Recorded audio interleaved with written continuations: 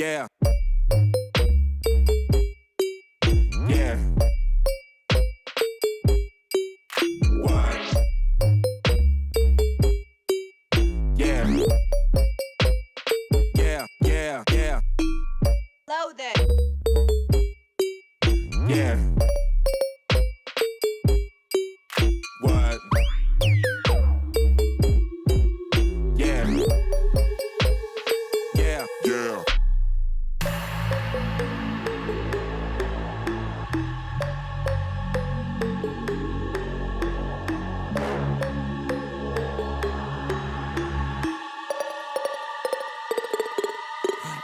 Yeah. Yeah.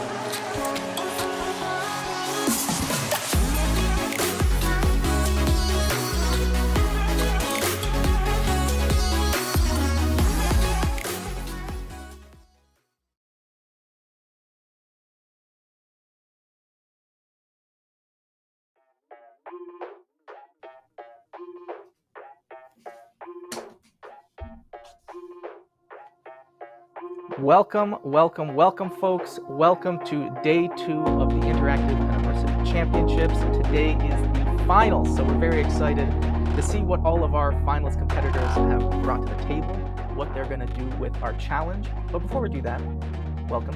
I'm Elber Storkad, co-founder of the HQ, and with me I have Matthew Reagan, who is the co-founder of Pseudo Magic. Matthew, coming from yesterday into today, we saw round 1, amazing work. Round 2, even more amazing work. What are you expecting out of competitors today?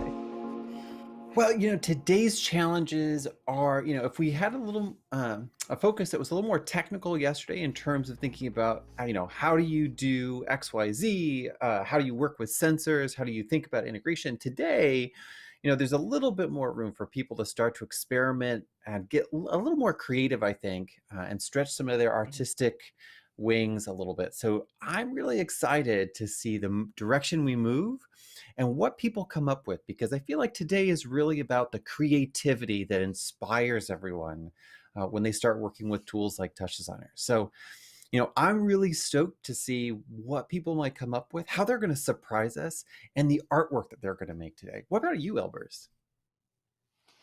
I think the thing that most excites me about today is that there's a couple of different directions that competitors can go in. And it'll be really cool to see which direction they kind of choose to go in and what they actually do with those kind of prompts that we give them. So I think today, like what you're saying, it's all about inspiration, creativity, and doing your best job. And I think with that really brings us to a good place to talk about our sponsors. The championship would not be possible without the support of so many of our sponsors and supporters. The best place to start, of course, is with our premium sponsors, who are Derivative and Notch, who we thank deeply for their support both in resources, finances, and everything that we needed to make this event happen. Derivative, who are the makers of Touch Designer, obviously we'll be talking about a lot today, and Notch as well, who are the makers of Notch, I should say. But both of these softwares have incredible communities, really amazing abilities to make content. So I highly recommend, if you haven't tried Touch Designer or Notch yet, make that a priority, because all of the stuff you're seeing on screen today and yesterday, that could be in your computer as well, and you could be expressing yourself like our competitors. Now, our next set of supporters are our key supporters who have really made the production happen, starting with Pseudo Magic, who, of course, we have Matthew from here, and we had Zoe yesterday on the panel. We have Walker from Azimuth Digital, who's really the mastermind architect behind all the streaming infrastructure that makes this possible. We've got Evan from Gannon Interactive, who's behind the desk running the production. And we've got Dylan and Anita from the Experiential Company, who have really helped build this beautiful 3D set that we're kind of existing in right now.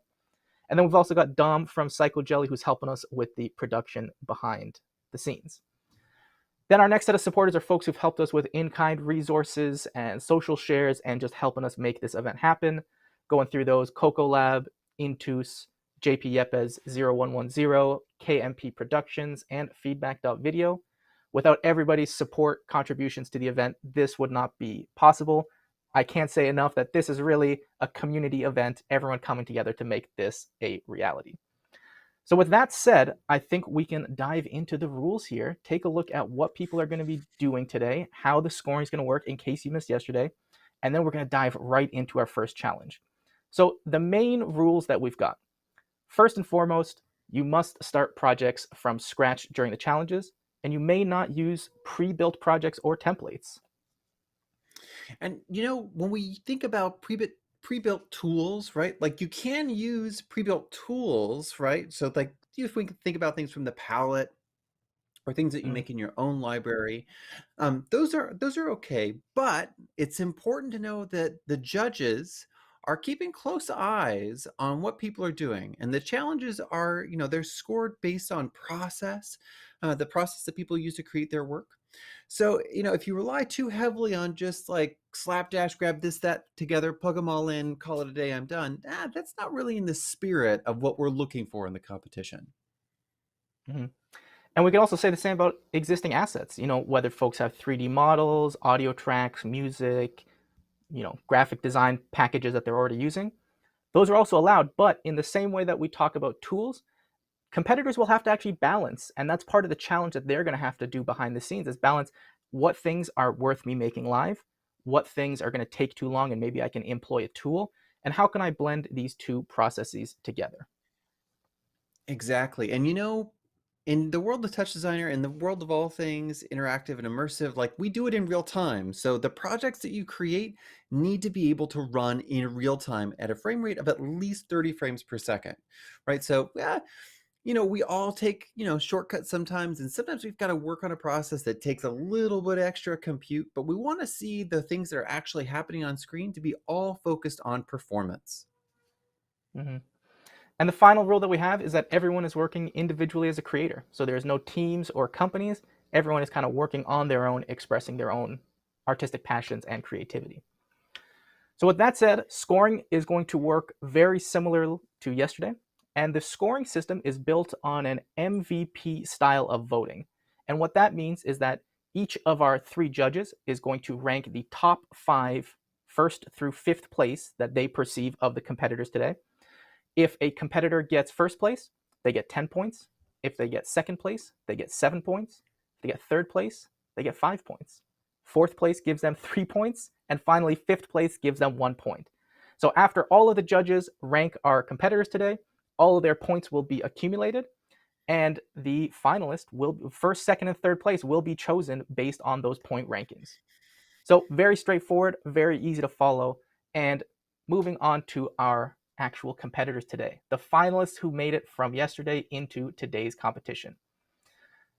Now, first and foremost, we have this beautiful graphic. Here's our finalists. Welcome, everybody. First up, we have Aristotle Rufanis, aka Works of AR. Exactly. Next up, we've got Dan Rowan Smith. After that, we've got Dylan Roscover. Kyle Meredith made his way into the finals. Very exciting. And we've also got Luke Hildreth, aka Momersion. Next up, we've got, oh my goodness, Tormos, I'm going to say your name incorrectly. I'm going to pull on Elbers You want me to here take this? You to want me to help take me. as a fellow? Yeah, take it. I can do. And we got Morteza Rademanian, aka Tormos. Thank you, Elbers. It's like I don't want to slay anybody's name before the competition gets started here today. I can say Owen Kirby. I'm going to get that one right. Amazing. And then our final finalist today is Roberto Gutierrez Palma, aka Robert Photonic. Now, these competitors made amazing pieces yesterday, so if you did miss yesterday, I highly recommend. The recordings will be up on YouTube and on Twitch. Go back there, see the amazing work that these folks made to get them here, but also today they're going to be taking that test even to the next level. So, prizes. What are these competitors actually competing for? Well, there's thousands of dollars in prizes. And Matthew, maybe you can start us off with, what does first prize win today? First prize here today is going to get a Touch Designer license, a commercial license, which is very exciting for all of us that have been creating anything with Touch Designer. Having a commercial license in your back pocket is huge. It helps not only for your content creation, but also when you go to deploy that project out in the world. They also get a Notch Pro Builder license. Another incredible value. Again, whether you're creating content or you're putting it on a server that lives out in the world, this is a huge win for you as a creator. You also get, a little bit of bling, never hurts anybody. You get a first prize trophy with your name and achievement engraved on it. You get 6 months of the HQ Pro subscription, so you get to see more of Elbers and me and chat us up. And you also get 6 months of Pseudo-Signals Lite to use on your projects and monitor them. What do you get in second place, Elbers? And we'll come back and talk about some of these prizes as we get to the actual reveal of who's winning them. We'll explain a little bit more about what some of these prizes mean. So second place gets a Touch Designer commercial license. They also get a Notch Base Builder license. They get 3 months of HQ Pro subscription and 6 months of Pseudo-Signals Lite license. And what about third place? Third place still coming in hot. You get a Touch Designer commercial license, a Notch Base Builder license, 3 months of the HQ Pro, and 6 months of Pseudo-Signals Lite. Elbers, this is a really incredible set of things to walk away from a competition with, no matter where you place. It is a stacked set of prizes. Again, we thank our sponsors and supporters for making all of those possible. And I would be remiss if I didn't mention that today we have a special segment in the middle, and that is for our Twitch prizes. So we also have a small pool of prizes specifically for Twitch chat. So we've got 5 Notch learning licenses that we're going to be giving away. We've got 3 one-year commercial updates if you already have a Touch Designer commercial license. And if you don't, you can change that for a Touch Player commercial license. And then we've also got 3 one-month subscriptions to the HQ Pro. And the way we're going to be doing this is going to be fun. And after the challenge is finished today, we're going to have a small little break, and we're going to go to a Q&A period. And in that Q&A period, what we're going to do is the best questions that get asked are going to be our prize winners. So as you're watching today, start to think to yourself, what are some cool questions I could ask? What are some interesting discussion topics I can throw into the Twitch chat? Hold them deep inside your heart until we get to the Q&A session, and then throw them out there, and let's see if we can get you folks some very cool prizes. I've Now, already got with my that said, questions the planned, only Elpers, so you've already got your watch question. out. You're gonna hit me with those do. heavy questions. You're gonna hit me with those heavy questions. I know you will. So, the final thing that we got to look at before we can get diving into our challenges today is a quick little HQ Pro deal that we can give you folks. So if you like all the stuff that you're seeing on the stream today, you like the stuff you saw yesterday, and you really are thinking to yourself, hey, I kind of want to learn Touch Designer, or I'd like to enter this interactive and immersive industry, the HQ Pro might be the place for you. And we have a special offer where you can get 50% off of your first month in the HQ Pro. I'm going to throw that link in the chat right now for y'all. And the HQ Pro simply is an online school that'll teach you everything you need to know to get up and running in Touch Designer, as well as start your career in this industry. We've got 90 hours of training videos and courses. You get personal support from myself, Matthew, and our other expert teachers. We've got live group sessions that happen every month. And we've also got a battle-tested toolkit and over 100 project files and templates that you could use in your career. So the HQ Pro is a great place. I highly recommend checking it out. And if you use this link before Tuesday, because listen, this link is special until Tuesday. That'll get you 50% off your first month.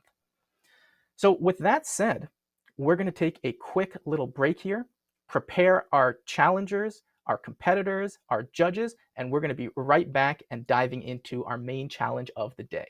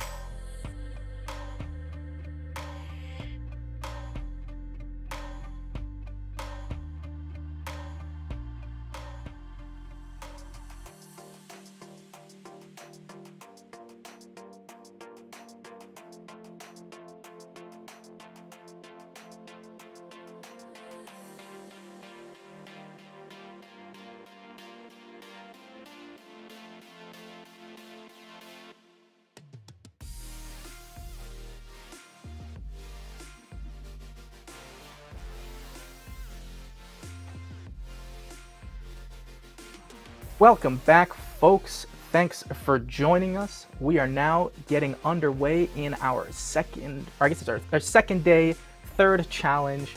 And before we dive into what this challenge is, let us welcome our guest judge for today, who is going to be Greg Hermanovic, the co-founder of Derivative, who makes the software touch designer that we're going to see in its full glory.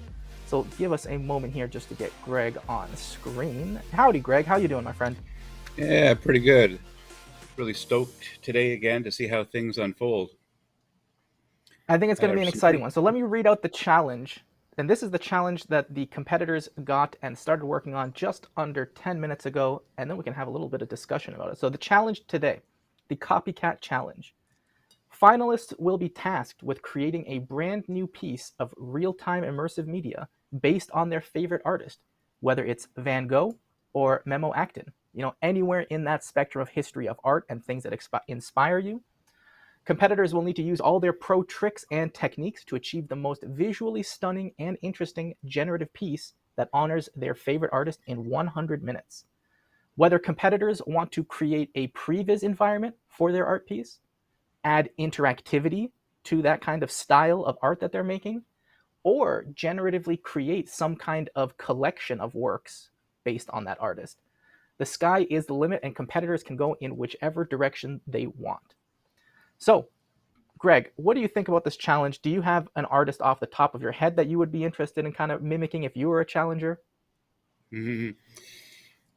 Yeah, I've always liked the work of Norman McLaren, the Canadian animator who worked with physical medium and scratched on film and did multipass stuff on film. So he inspired me a lot when I was younger, and actually had a pretty big effect on even what touch designer is through his films, like Synchrony, for instance, which is basically a bunch of color bars, and soundtrack, which is procedurally generated pulses, which made kind of like music tracks. So anyways, Norman McLaren would have probably been one of my first choices as an artist to mimic. That's amazing. And Matthew, what do you think about this challenge? Where is the interest in it for you?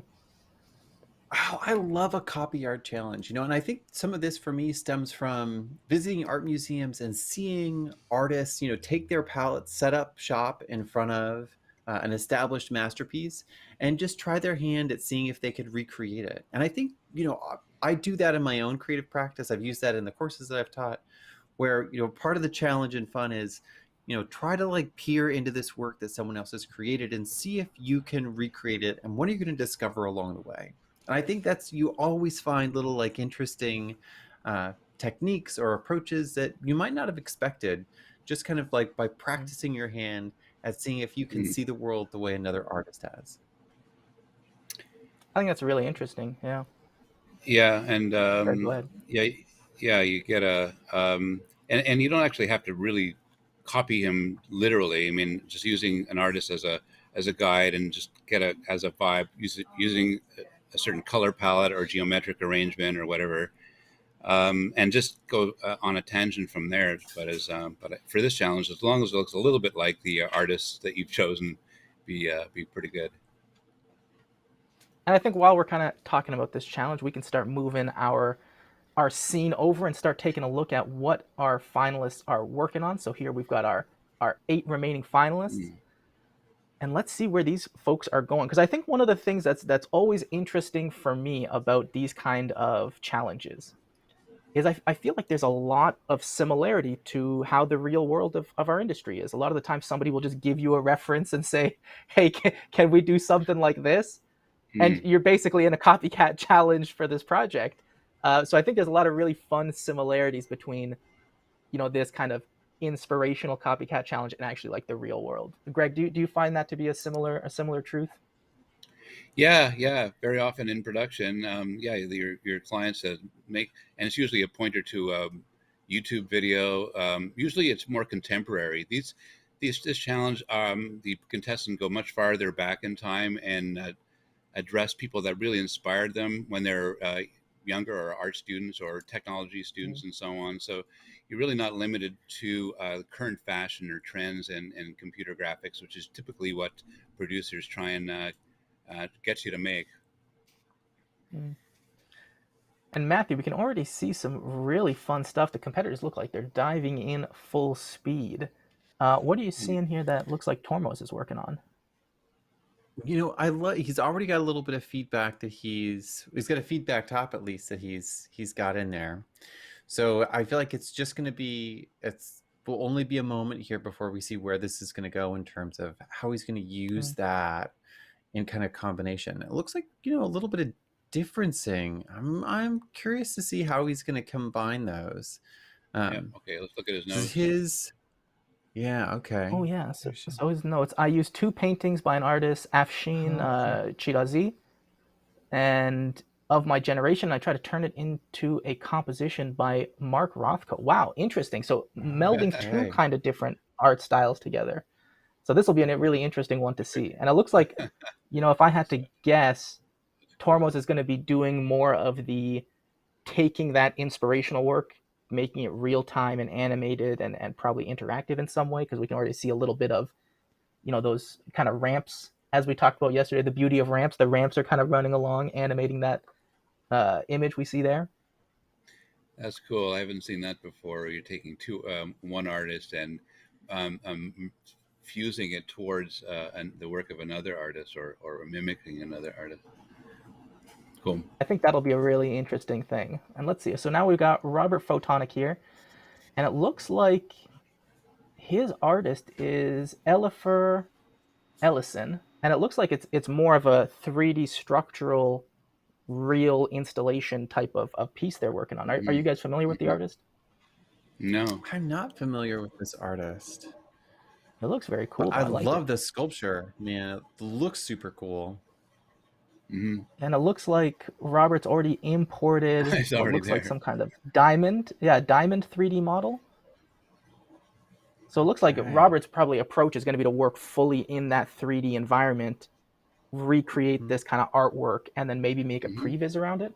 Now, how did he generate the fractally looking surface? It's not fractal. Oh, actually, yeah. To your point, I think he generated. I thought he had imported a model, but it looks like there was a tube attribute create transform. Yeah. Or maybe it's a generative piece. It looks like a tube and a spheres as your instancing locations. That looks like what he's got down below. Yeah, because there's a couple other sphere. Yeah, exactly. Interesting. What's the tube doing to the spheres? Yeah. Oh, I see. It may be instance tubes multiple times kind of thing and rotate it, and that gives you the kind of fragmented look. I think that's what he's up to. Yeah, that's clever. I like that. Depends on how he's instancing things in the network below, but in the part that you can't see.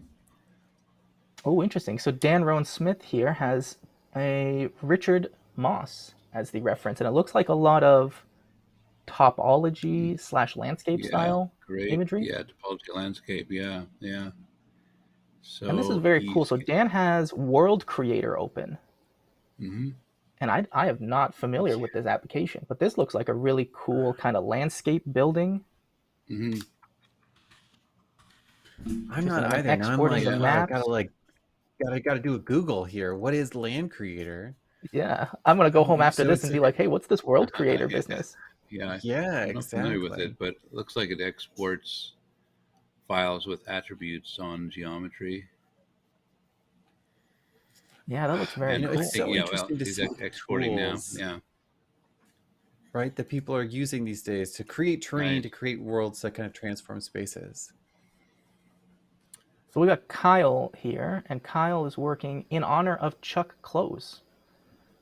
And it looks like it's painting and maybe some kind of filters applied on top of that. So this could shape up in a couple interesting ways. Maybe he makes a real-time version of the filter / effects. That could be a lot of fun. Yeah, that's great. Oh, and it looks like it is in 3D. So, you know what? I wonder if Kyle's going to create a kind of grid of boxes to match that kind of grid that we see in that effect there, and then maybe try and fill that in with he's creating a bunch of some sort. He's creating a bunch of custom parameters, columns, rows, and okay, so we'll see where that goes. Oh, and Kyle's using IPAR a lot. Greg, you love IPAR. Hey, that's my baby. Uh-huh. For folks at home, do you want to give a More. quick little explanation of IPAR? Oh, it's the way you know have well, obviously parameters are on the outside of components, and Hmm. that's what you expose to your users on the outside of components. But often, you may want to have parameters on the inside of components that are kind of private. So you can either use um, table cells or constant chops or storage or um, extension um, variables and so on. But often you want to use Hmm. parameters on the inside because they're so powerful. You put expressions in them; they can refer to each other. They are automatically cooking, kind of thing. And so, internal parameters basically a component on the inside where you just stick your random parameters and you just refer it with IPAR dot component name dot parameter name. Hmm. So it's very simple syntax. So it's an alternative to And it where you store looks your data because there's so many places that you can do put data in Touch Designer, images, and it looks like top channels. Kyle's using those to your point to kind of create these shortcuts where he's got the box size slider, but then that's Yeah, responding to all of these other parameters and internal parameters that are right, updating to change along with it. right, right, right. So he's building expressions up from basic values and relationships. Mm. Cool. Interesting. So now we got Aristotle up here, and it looks like Aristotle has a flex solver. And it says, for Okay. today's challenge, I'm taking inspiration by artist. Oh, and it looks like there's the stream. Maxim Zheshkov. And I'm sorry if I'm pronouncing that incorrectly. And his film Computations, building a flex particle sim with some fancy texture shading. Hope you like it. I'm sure we will. I mean, the previous environment already looks very nice. So Looks that's kind of beautiful. like, Yeah. Maxim a Sheshkov. step in the right direction. And then we'll see where this kind of flex shader goes into. Interesting. Well, we're discovering some new artists today. Yeah, we're gonna have to we're gonna have to go on Google hunts later. So now we got I'm hunting, Luke. I'm hunting around now. Yeah, Luke is artist inspiration is James Terrell, who makes light installations. Oh And yeah. interestingly, Luke's approach is going to be to recreate a kind of James Terrell style look and have interactions via Connect. So that could be a very Wow. interesting setup. Awesome. Yeah. Terrell works with very simple, deceiving light fields where you don't really know how Mm, far things are away when you're sitting in his sculptures or his setups. It looks like this one he's doing here is one where you look staring out into the sky, where you can't really tell if the sky is actually down in front of your face or beyond this rectangle. mm, And it really is done by making sure that there's no clues to or cues to the audience who's sitting in this room that mm. there's no ridge to the roof there. It's basically a single line, and you really can't tell if there's a boundary, and lighting the space so that you really can't tell if the space is close or far. Terrell stuff It works sounds with like really a amazing real stuff. trip to experience. I've seen the images, I've seen the references, but I've never Yeah, experienced one in real life. It yeah, sounds you like just there's a have lot to. of Yeah, fun to do there. you have to be in it to really experience it because photographs are like as you can imagine, you can't move your head around because you normally Mm, move your head to get kind of cues as to what your parallax distance is, but it doesn't work with this stuff. mm. So now we've got Dylan here, and Dylan's Yeah. notes say David Hockney is the artist of reference, and David did some really cool photography experiments with time and space, replicating those in touch to pay homage to his lovely experimental nature and aesthetic choices. And I think Dylan can hear us. Mm. That's why he's giving me faces, is what's going on. And he's got some quotes there, I think, from the video that he is watching as he's kind of watching through for inspiration. Some of the quotes he wrote down are, "The camera is older than photography." It's very deep. "I didn't care whether it was art or not. Every Cool. cell has equal value in the grid. And how can you show reality in a more vivid way?" So Matthew, what are Wow. some things that you're seeing here that are kind of piquing your interest? I mean, I always love me some instancing. He's got some really interesting approaches for using instancing here, right out the gate. right out the gate. It looks like. Oh, and he's doing the kind of clever UV scaling and offsets from instancing, which is Mhm. another kind of like technique that we don't see quite as often, right? Like Hmm. you pretty not uncommon to see the use of a texture 3D or to use see texture instances, but to take one image and kind of carve it up into little UV slices or scaled UV slices isn't something we see as often, I don't think. Hmm. So interesting technique right out the gate here. I love that he's using his own face as a part of this. Uh, and we're gonna see probably some really fun interactive kind of component to this right away, I bet. Mhm. Oh Yeah, and man. that's interesting because I think for a lot of folks, when they start instancing, they never really think too much about the UVs and how each instance has a full 0 to 1 range of UVs, like Matthew's talking about. And the kind of approach that Dylan's kind of working through here is essentially creating a custom UV ranges for all of the little instances. So that way each instance almost goes in and just crops out, I want this piece here, this piece here, this piece here. And we can see that Yeah. kind of interesting layering effect starting to take place. Yeah. But each cell is offset and scaled a little bit just to make each cell on its own painting Mhm. or its own image. So he's modifying slightly each cell's UV coordinates. I wonder if he's going to do that by hand.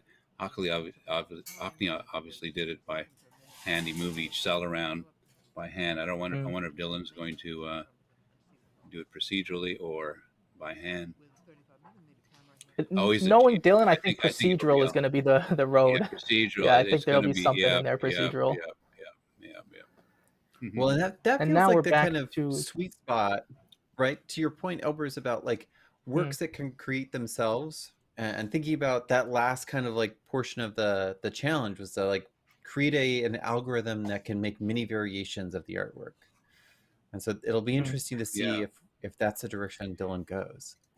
Yeah, yeah, that's it fits into that theme of one procedural thing generating multiple versions of it. Something cool just happened on screen with those displace weights of those UVs. That's going to be a really cool effect where it kind of looks like the painting is kind of melting. Oh, I Look at that. see. This is a Paquetta 12 technique that is really beautiful. And I've seen it several places. It's just so gorgeous. I I think never I get saw tired of Aurelian it. in the chat, Yeah, so shout out to Paqueta if you're here, my friend. Thank you for watching. Yeah, this one's an interesting one. And for folks yeah, that are just that's tuning in, great. Mm. you haven't missed much yet. We are partway into our main challenge of the day. It is a 100-minute challenge, and we have an hour and 12 minutes left on the clock. So we're already almost about. Oh, this is revealing when the programmer doesn't know how to do math. They were about 30 minutes into here already. Uh, But we've got a long way to go still, and these challengers are getting up to some really cool stuff. And it looks like Dan has imported that landscape that yep. he's made along with all the maps here. Yeah. So, what are the maps? I wonder. I wonder if there's going to be like a PBR map, of course, with Yeah, it looks displacement like they've and got a or. PBR. Hmm. So I wonder what's going to get connected up here. Yeah. And is that a whole piece of Oh, that's geometry that cool. he brought in, or is that Yeah. just a set of displacements? Oh, good Because that question. looks like he's Oh, got that's a a good grid, point. and It he's looks like just there's a using grid the up like, there. yeah, he's just using that amazing height Oh, map feature Oh, in Touch wow. Designer to okay. be able to take a regular So, grid and do all the displacement.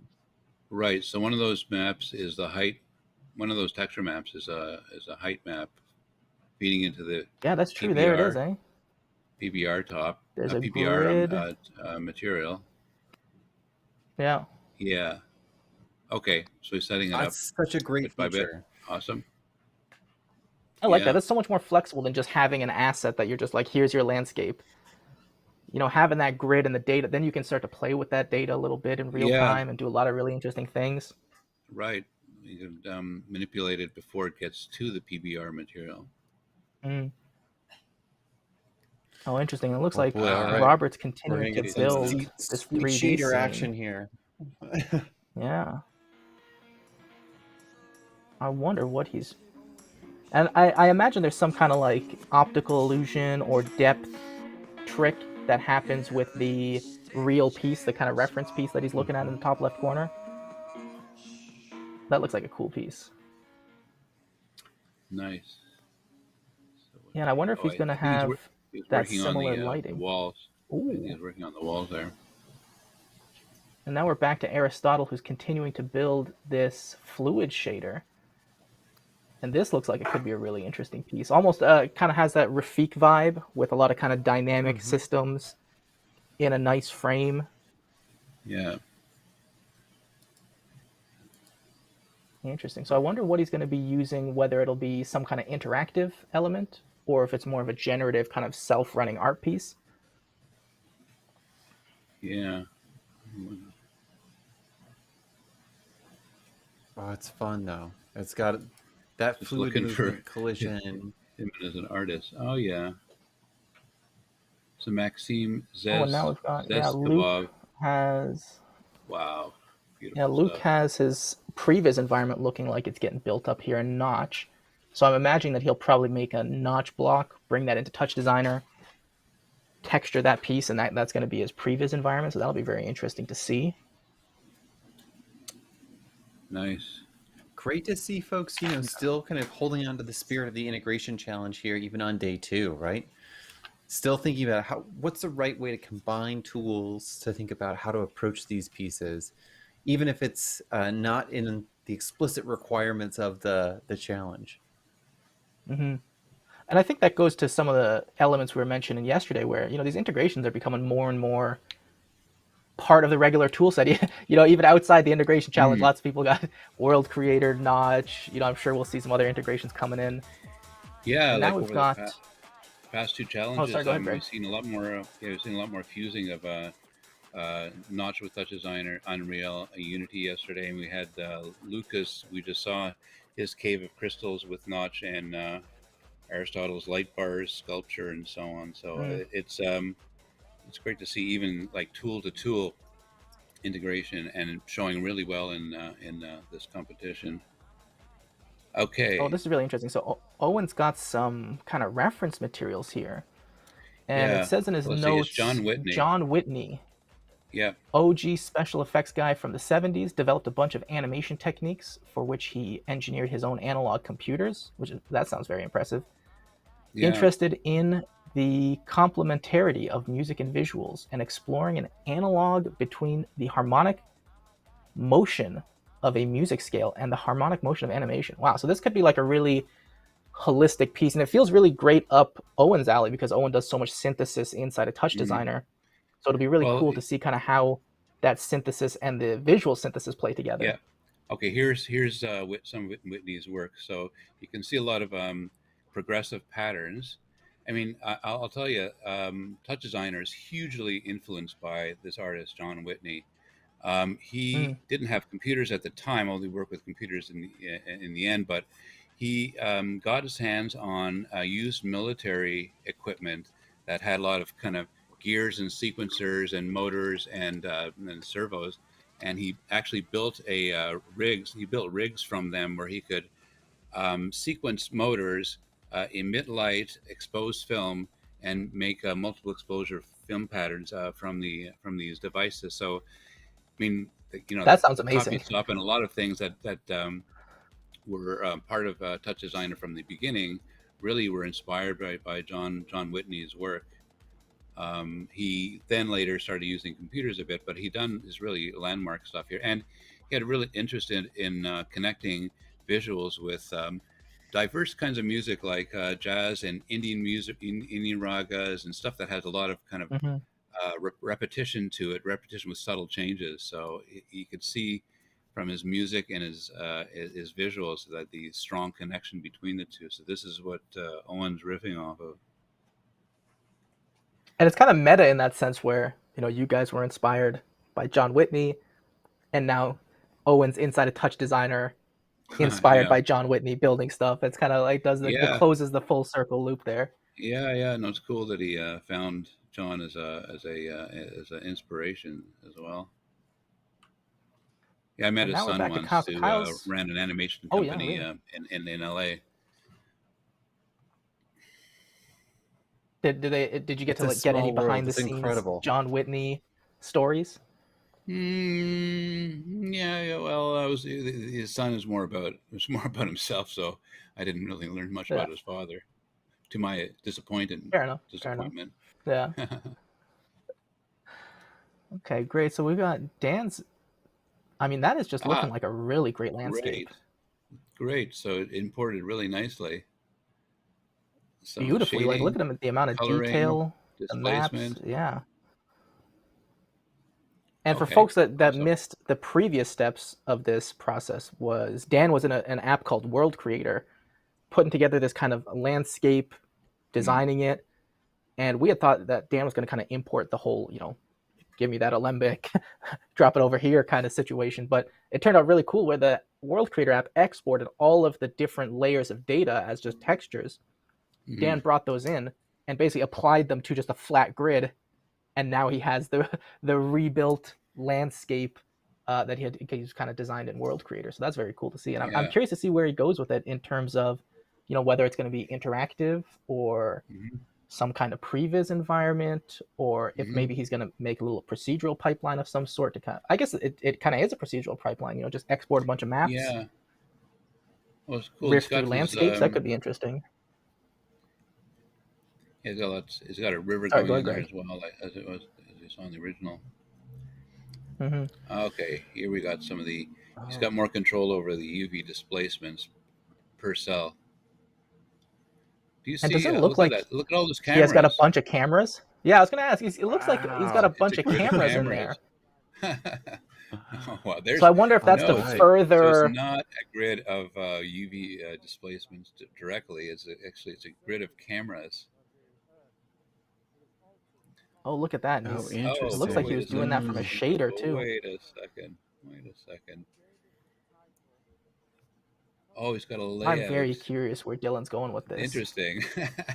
He's got a Oh, sorry, that's not layout a shader. Sorry, I stock. thought that was a shader. It looks like a I think it's his replicator replicator callbacks. That's what that callbacks. is. I bet Yeah. he's using a replicator with cameras and renders to be able to Oh, that's a do all of very that trippy look. offsetting slicing. Oh, super So the fun. cameras are offset.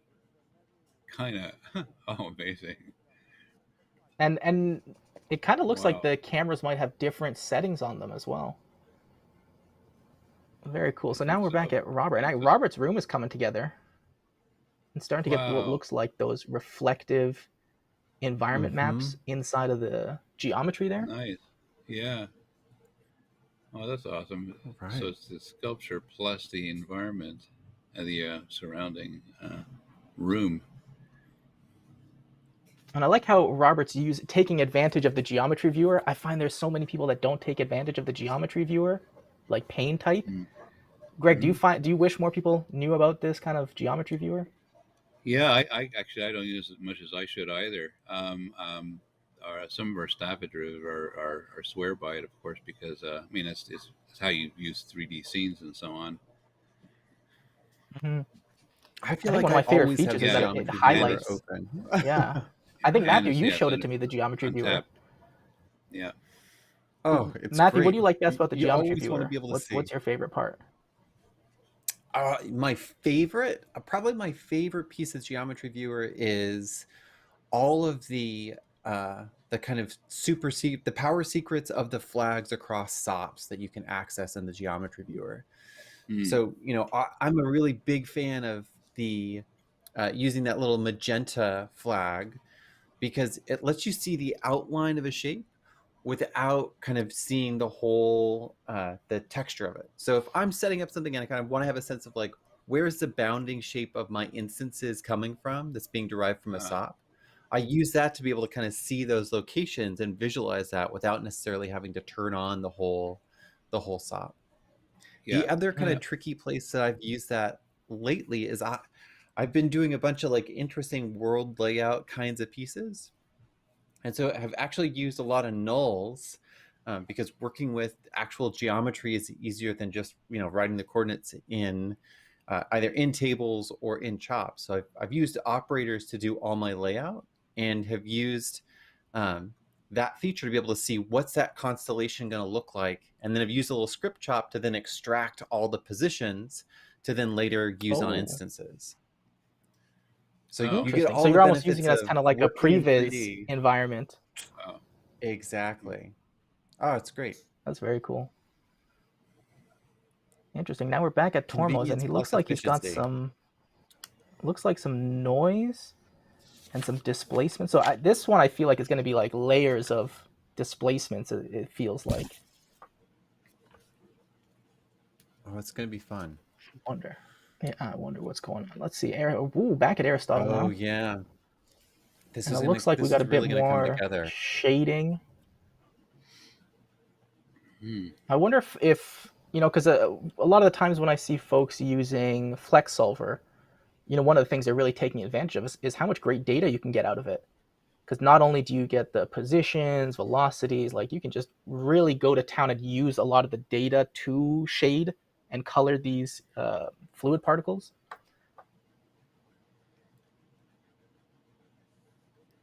Yeah, this one could I be know interesting. it's kind of a cheap trick, but I think one of my favorite things about the simulation tools are your ability to speed up and slow down time, the rate of the simulation, Mm. because Mhm. that gives you this kind of like superpower to create those bullet time style effects where, you know, the world slows down and then speeds up depending on the rate at which you want it to happen.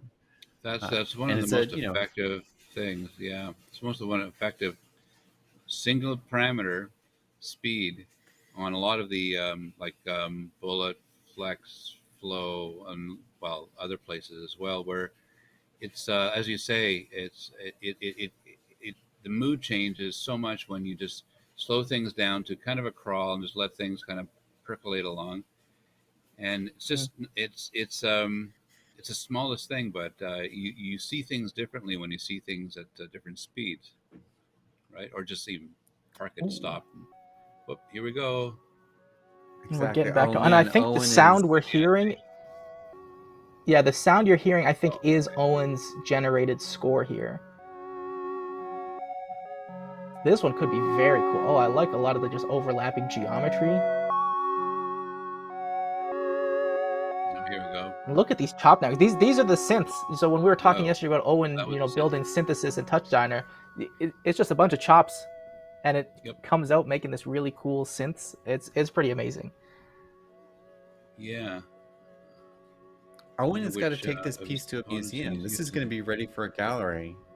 This is ready. Everyone's gonna be ready for a gallery exhibition after this one. Oh, Oh, cool. And it looks like he's got okay. step sequencers and envelopes, and I mean all the stuff you would get in a real, Right. you know, pro Is audio it environment. is a step sequence in it? Step sequencer in there? Wow. Oh, that's great. So he's building up the layers. Owen's Owen's work with audio synthesis and touch just continues to blow my mind because he's Yeah, me too. really just committed to finding ways to achieve uh, this work with the touch center workflow, which is just Hmm. really Hmm. impressive. And even Yeah, it's Matthew, we've talked to and Owen a few times about some of those like really in the weeds. You know, my audio is at 44,100 sample rate. Now I need my chops to also operate at all of these very high sample rates, and it's pretty crazy the level of depth that I think Owen has gone to put together these really amazing tools. Oh yeah, yeah, a lot of we've his really been on some. yeah, a Oh, lot of his go ahead, components Craig. just sound yeah, a lot of his components just sound beautiful. So Mm-hmm. it's really really nice oscillators and filters and combiners. And I like I think the different looks that we were getting there at the end. Sorry, go ahead, Matthew. absolutely. Oh, I was gonna give you like one little plug for the HQ because I think one of the pieces Mm-hmm. that is really interesting, especially thinking about the work that Owen's doing, is that I always love a moment when someone asks a question that leaves me going like, I have no idea how we are gonna solve that problem, but let's just like pull it apart bit by bit and see how we might get there. Because geez, that is one I have not thought about before. Hmm. Yeah, especially when it comes to a lot of like audio synthesis and touch. That's uncharted territory for a lot of people. Yeah, yeah, yeah. That's great to see. And Chops performed pretty well in terms of CPU usage. Wow, this is amazing Oh, what Dan's doing. You can see the surface undulating in a bit, and I'm not sure if that's displacement that he's adding to the displacement map or something else, but it kind of looks like heat waves coming off the mountains. I It's think and gorgeous am with I the he's depth using with the one of crazy? depth my blur. favorite Depth, tricks. depth blur. Hmm? Yeah, Matthew, go I think ahead. he's got a transform top. There, he's transforming the surface, where he's transforming the texture, but then he's got his repeat or his tile parameters set so that the texture Yeah, is just going to mirror or repeat as it translates. yeah. So you end up with this kind of infinitely moving landscape that then recycles and repeats the textures that it's drawing from. Mm. That's what I was going to ask Yeah, because it that. looks like in the distance you can almost see we're never running out of Oh landscape. yeah, yeah, It yeah, just yeah. keeps That's like right. We're little getting bits of more. landscape keep popping up in the distance. Yeah, that's so. How does he deal with the seam? That's my question. And It's maybe that the tech. lovely tricky mirror flag. So Yeah, there's so a he's couple of basically everyone gets ways. mirrored. Mhm. Interesting. Yeah.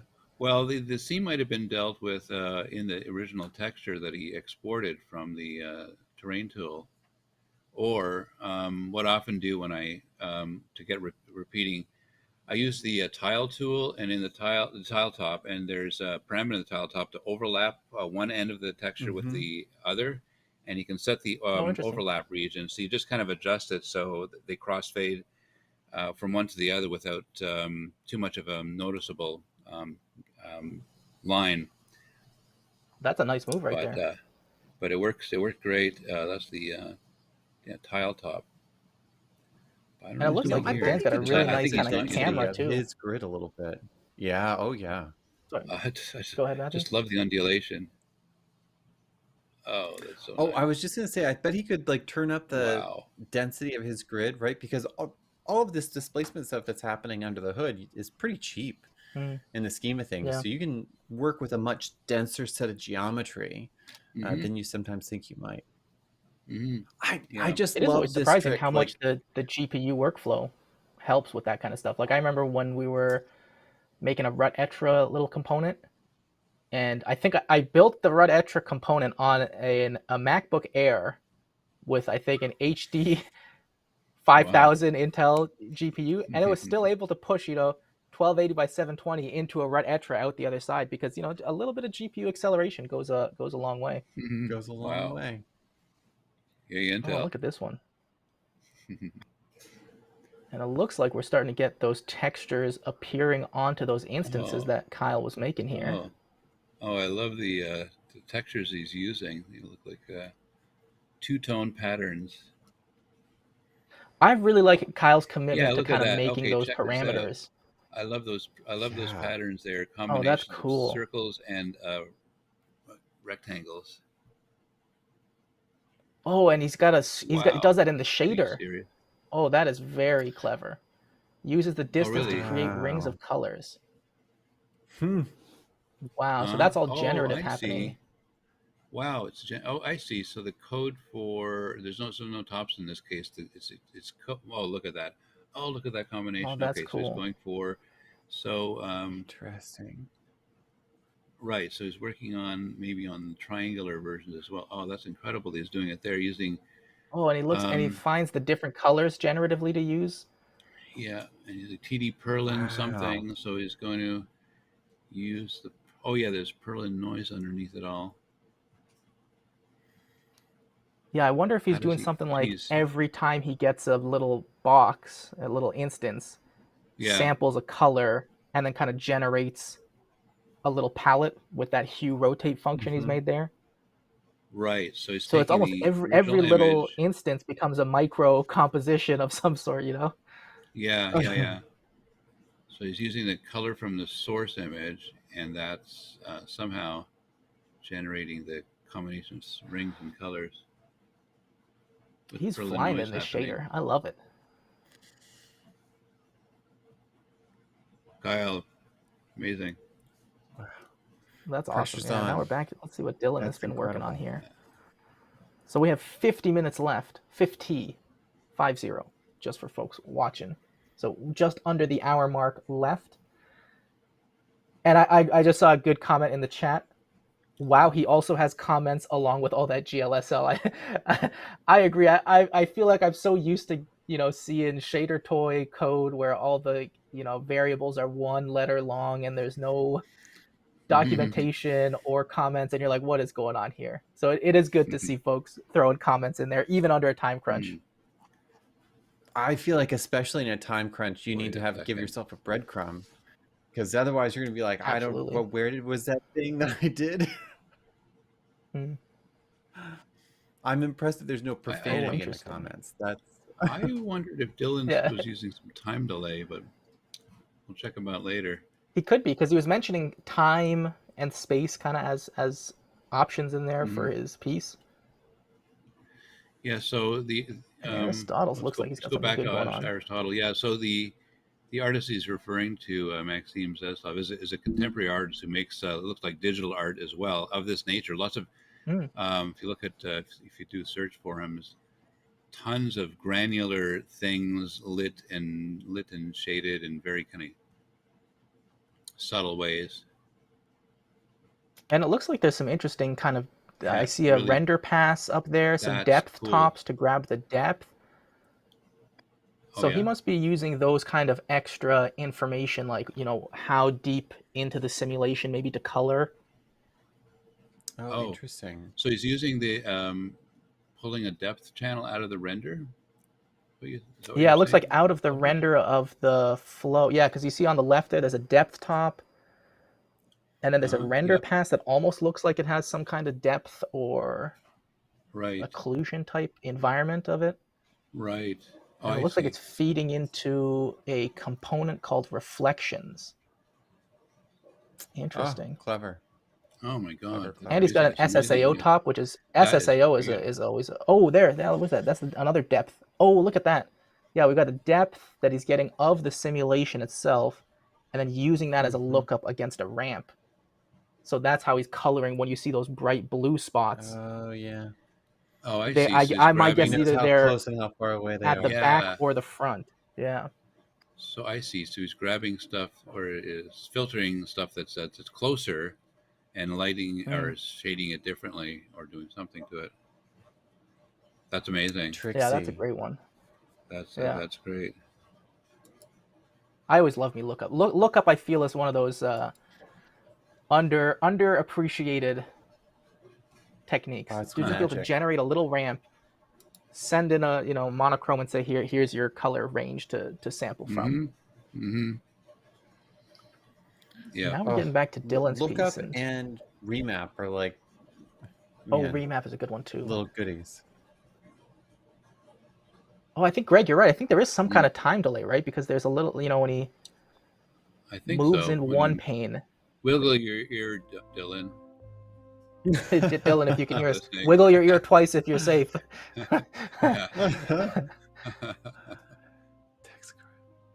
Well, yeah, I think there's time delay. I don't know. Might be imagining it, but I feel like there is. Or maybe it's just the UV offsets feeling like there's a time delay because everything is slightly offset from each other. That illusion you know what I love is about always so. Layout go in a over grid. It's a powerful there it one, is. yeah. I was gonna say one of the things that's really impressed me about Dylan's networks is how really clean and tidy they are. Even like yesterday, there was 23 nodes in the network for the second challenge. It really feels like Dylan is like really always. You'd almost think he's paying per node if you asked him, but that's right. The client pays him by the node. Yeah, client pays per node.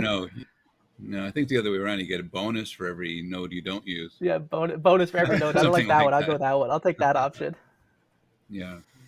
And now it looks like, so if I remember correctly, Luke was working on the James Terrell piece. Yeah, so that's right. Like yesterday he made yesterday he made a room of crystals, right? The room of with crystals. Oh yeah. Yeah, that's right. Yeah, the woman. Well, again, here's the bored woman figure again, one more time. Yeah, yeah. Oh Right, right. yes, I Looking at remember. Oh the. yeah, Hmm. yeah. It was like a particle system inside of the room. Yeah, Yeah, I remember. Yeah, yeah, yeah, yeah, yeah. yeah, And it had the crystals on the bottom and top. Those are the crystals you're talking. I was yeah, like yeah, crystals. I can't remember Yeah. the crystals, but yeah. yeah. And then the woman is like, "Is this all?" This is all it is. That's good. When Is does this it all we start? got? Jeez. Yeah. No one's And it here. looks like so. He's got all these lights exposed from Notch inside of his Notch block and Touch Designer. Interesting. Interesting. I wonder where he's going to go with this one. Mm-hmm. And it looks like Yeah, he's there's pulling in man, some you know, he's channels. got to put some. Let's see. Oh, now this is Tormos is starting to get that real Rothko influence is starting to become stronger in here for sure. Jeez, Mhm. what a transition. Right. Oh It's man, lots of And that's sweeps of color. yeah, I can't wait to see kind of because great. I know he's going to have some kind of reset button to show the source.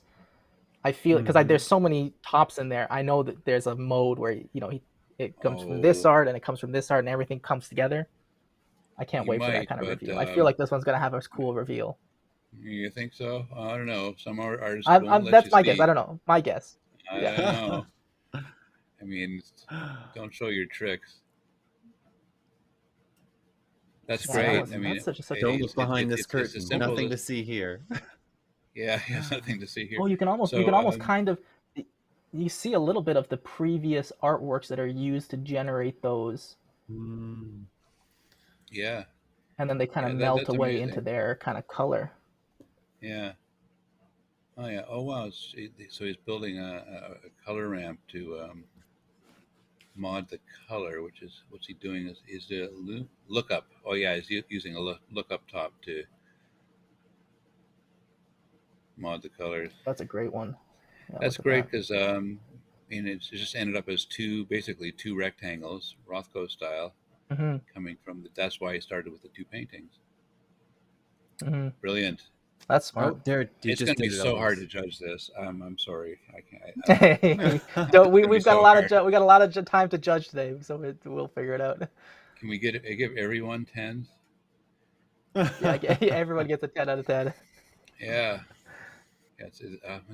Oh man.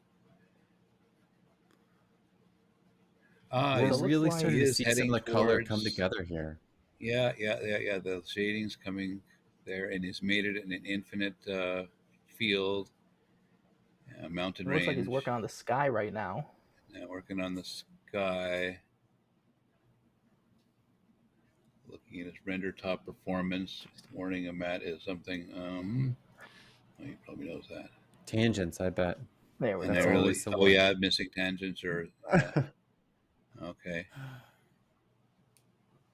Interesting. So I wonder what Oh, he's going to do with this. I wonder if he's that's going to true. use this ramp to That's color so the nice. sky, or is it for the landscape? Yeah, he's got something going, and is it? There's a Oh, nose. that It looks like the already sky. has Yeah, the he's sky there. basically using it. Yeah. Is he grabbing the sky from the? It looks like he's using, the one that comes with Touch Designer in the assets, Oh yeah, Mm-hmm. yeah. the Okay. it's like Right, right. cloudy sky type thing. Cloudy Spy. Oh, actually, no, Yeah, maybe it's a different one. reflection map. Yeah, it might be something different. Oh, there. Yeah, it's really bringing it right in here. Wow, look at that. Nice. This one's gonna be a real beautiful piece, I think, when it's finished. That's going to be gorgeous. Wow. Hard choices. It's going to be hard choices today. Yeah. Yeah, look at this one. This one's, and we're getting Robert's pieces coming together more and more in the environment. Mm-hmm. And it looks like he's doing some kind of, is that a depth How is he processing? combining the Or two? no, because Yeah. How he is he puts, it's like combining he those draws two a together? red, there's a red Huh. piece of the geometry that he then chroma keys out. I bet he's going to take Chroma, another yeah. render and stick it right in there, right? He's going to do like a little sweet spot. Oh, true. Trick. Yeah, he could Possibly. be. Yeah, because this one, especially with like a perspective thing, a sweet spot setup would be great, I Mhm. think. Yeah, this one's going to Oh be really yeah, interesting. I see. It reminds me, there's a really, I look at game design sometimes to find inspiration for like what are like weird things that people are doing. And one of the really fun techniques that people are experimenting with is this kind of like use of exactly what Tormos was doing there, where we have a rectangle that's actually a camera view into another space that's at a entirely different scale.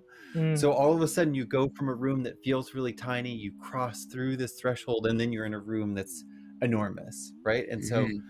I Hmm. love those kinds of tricks of perspective, that Hmm. are much easier to accomplish when you think about how can I kind of sneak this in here with something Yeah, like Touch Designer. yeah. I'm really just kind of hypnotized Okay, watching Owen fine because thing. you hear the sound and it almost feels like the whole thing is one instrument that he's kind of working on. Yeah, yeah, yeah. Let's hear the music. And it looks like, Owen's so this just is got a jam a bit, session. because before he had this kind of circular look to it, and now it's kind of more Hmm. sticks, lines. Yep. I wonder I if he's bet going to end he's up gonna just do making a like, bunch of variations or something. I think that's it. What do I you think, think we're Matthew? gonna see like a little mini gallery. That'd be really fun. Wow. And I wonder, so is Square the wave. source of that, is it like because I imagine the original, like if you turned off the music, you would just have an instance of a bunch of lines. So it's really impressive how he Hmm. just takes that instance of a bunch of lines in a row, and all of a sudden, they're kind of taking shapes and moving around. That feels like a really great control of those instances. Yeah, I think That's perhaps it. the endpoints of the lines have something to do with the music pitches or something. Oh, interesting. Oh, now we're getting a deep dive into the Oh yeah, This is super deep we're dive. deep in synth the components Deep noodles here. dive on into noodles on Owen's noodles. brain. Yeah. Yeah, we Hmm. got BPM Oh yeah. calculations happening here. Oh, I see.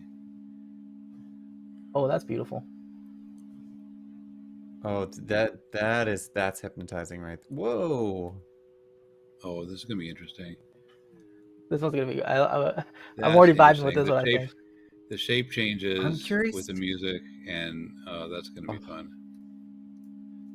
I wonder if he's Oh, using a just like a constant material on a line, or if he's using the new line material. The line material is one that's so Oh, I fun love that one. to use. it looks That like line the line material material has because the so much yeah, I think it is creative, because it has fun use. good. Yeah, so it Sorry, go looks ahead, like it Greg. has rounded endpoints. So Mm. I think it's that's the tip off that it's line material. Oh, true. Oh, look at these patterns. This is very John Whitney-ish. Very Yeah. very very John Whitney. You just stamping simple shapes multiple times and Hmm. more tied to the music than even Whitney stuff. Oh, look at And this. I Whoa. really love this shading that Aristotle has on. Oh, that's his face. So he's gonna use a face track. Oh, fascinating. Oh, What? Go he's back, up Oh to go man, some back. this is real gonna be okay. mischief there. Yeah, yeah. So I think for folks that are kind of new to the RTX toolbox, so he's got a face track SOP in there, which uses NVIDIA's Maxine AR SDK to essentially give you a facial geometry. Similar, if folks have seen on the iPhone those apps that do the AR and then they have like a mesh on your face, very Hmm. similar kind of thought process. And it looks like he took that mesh, used a sprinkle SOP to basically just scatter points across it, and Oh yeah, then he's doing something with that, which I'm not quite sure where he's going to plug it into. yeah. I Looks like think Because it we're there's gonna also a looks see like his he has a face sprinkled emerge from the version. field of particles. That would be awesome. That's That my would be guess is the crazy. direction oh he's look at going Look that. with, at See, that. Oh because man, he's that's got this. added that's particles. Yes. cool. That's awesome. Oh, I can see where he's headed. Okay, to be That's going to be revealed super Clever. cool. in a moment. We did and I see Jason's in the chat. Howdy, my friend. Howdy, my friend. He's asking, where do we get these mythical RTX cards at Neo retail price? I think Matthew, you have a good story. You're still waiting for yours to arrive. Oh, we're still wait. Well, we called PNY. PNY had a. Oh Ooh, my goodness! I'm sorry. oh I'm going to my be God, totally oh my God. distracted by This is Kyle's work here. Kyle's Oh, taking it up a notch interesting. here. He's taking. Wow, he's Did he make it 3D? mutating his. I think he's mutating his. Maybe in 3D. Yeah, he's mutating his UVs, but I think the boundaries of all the rectangles or squares are the same. Maybe, maybe not. Mm. I can't tell because does it look like they're coming to a point now, almost like a box rotated on a 45-degree angle? I'm curious. Good point. Are they? I don't think so. I think I'm they're going to wait for just. them to spin. I feel like he might do a little like Yeah, yeah, spin I'm reveal waiting. on some of these. He's got something up his sleeve. He's got something up his sleeve. This is my favorite part of the challenge. Yeah. We got Oh, about 35 minutes wait left, a folks. second. There it is. It is. These are Oh, boxes, look at that. or they look like boxes. Oh Oh, yeah. wow. Oh, This is when all the and you can start surprises seeing start coming up in the. Oh, and he rotates them start all. seeing the face. Oh no, it's gonna be really hard to Oh, yeah, you judge. can't see the face. And it looks like he's using Max MSP. Cool. Looks like the project is called Copycat Interface. And I think this was what I was mentioning yesterday. I've heard a lot of folks that come from a Max background Oh. love using, is it patter storage? I believe it's called patter storage. Or Max has Mhm. a system for creating presets and controlling them, apparently very intuitively. So it's very cool to see see Kyle dig into that toolkit a little bit for that. Yeah. So its control interface is going to be with Max. So Oh, interesting. more And to now we're come. looking at Robert's diving Oh, into a little instancing setup here. Wow, look at that. Looks like I love this circles geometric instanced along a instancing he's got. circle, Mm-hmm. and then Oh yeah. spheres are instanced on the circles, instanced on the circles. Yeah. Yeah. I'd say, you do a little kind of If you cheat can with the follow cop. The that. copy stop is like Yeah, so helpful for creating some of those really beautiful patterns that then you can derive yeah. instances from. It's like it's too easy to get lost for hours in the copy stop. I'd recommend anyone going That down one this will road just just put swallow your Inception night. on in the background. Yeah. Yeah, you're gonna have to watch Inception at the same time that you like work like this. This is Okay, awesome. so he's building up more instances. Okay. Wow, man. Look at that. This really feels like it strikes true to the inspirational source, right? Like I Totally. see a very direct line here. And it looks like Totally. Wow, Tormos there has it some is. noise that he's animating. Oh, maybe some audio too. He's got headphones on now. Headphones on, Oh watch yeah, it out. looks like he's Here we go. he was really doing some amazing work yesterday with the audio reactive. The smoke inside of the That little smoke box. in the box that was reflective. He really took the audio reactivity to like a really beautiful place, and I wonder how he's going to tie in the audio into this piece. Hmm. Oh, is he going to? Are we going to hear it? Yeah, maybe We might get the sound feed audio soon. device We'll out. see. Okay, now we're gonna get sound. But it looks like we're starting off with audio file 101. Yeah, again, audio analysis going on here. Oh, this is Yep. going to be really interesting to see how, because when I think about Rothko, I think about kind of the static feeling, right? The kind of monolith, the structure of it, and to think about audio coming into that could go in so many ways. Moving it, Could be changing very it. interesting. Yeah. I wonder if we're going to see that change the direction and movement of that displace, right? So it's rather than it just being in that like single direction that it's moving, that it's going to start to like push it up or push it down or push it left or push it right. Yeah, let's see. Oh, I think we can hear the Pulling, audio a little bit in here. Mm-hmm. It's a little bit kind of low, minimal.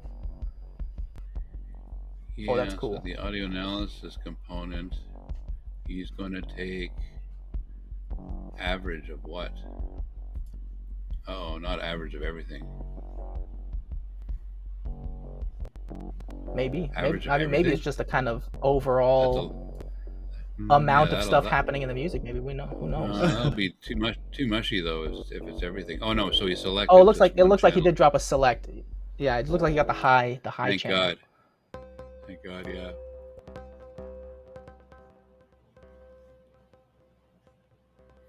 Oh, nice. Oh, that's interesting. And Let's hear we'll that. we'll be back Let's hear here that. in a sec to see Yeah. what's going on. So it looks like Luke's working on his. Oh, that was a very nice color change. Oh, Ooh. It's all interesting. about. We're gonna It's all see about those the ramps, lighting. I bet. Oh, that's Ooh, pretty. really nice. So I wonder what in Interesting. his notch block, what his materials are like. Because I think he's Look at those. doing Those Some he's transitions like are SSL. very rendering the pretty. room in Notch, right? What's that? I think the room is I in think he's Notch, rendering the and room. he's feeding colors. He's feeding colors to a light in Notch. It looks like. Ah, Because he's got those like soft shadows in the corners. He's like mm-hmm, looks like he's almost recreated one of these installations. mm-hmm. Like faithfully in the like there's a box in the back that's lit different than the room that you're in that's lit. Yeah. Interesting. And I will announcement 30 minutes left for our competitors. So things are going to start coming together, I think, real quick in here. Interesting. So let's see what Dylan has been up to. He's got a null anchor, cameras. I'm curious if these are to work alongside all that camera grid that we saw, or if this is for interesting. animation. Render texture 3D. Oh, I love that. This And looks he's like got a a slightly texture 3D different there. technique. I wonder Yeah. if this is So, pre-parsing. This must be rotating. pre-processing the texture for each one of the instances. So maybe this is part of the time delay, Greg, that Oh. we were feeling was a texture 3D, and every kind of instance rectangle was kind of just going through a little bit of sidestep Right. in time. Right. Yeah. It so the does say texture 3D instant there is. zero. What's that? Oh, true. Yeah, the name of this Matthew? area in the network is render instance 0. So, and I think he had a replicator set up, if I remember. Interesting. Great. So he's I think using he's the nodding his texture head. 3D. He's nodding his head yes at us. You've guessed correctly. Oh Yeah. boy.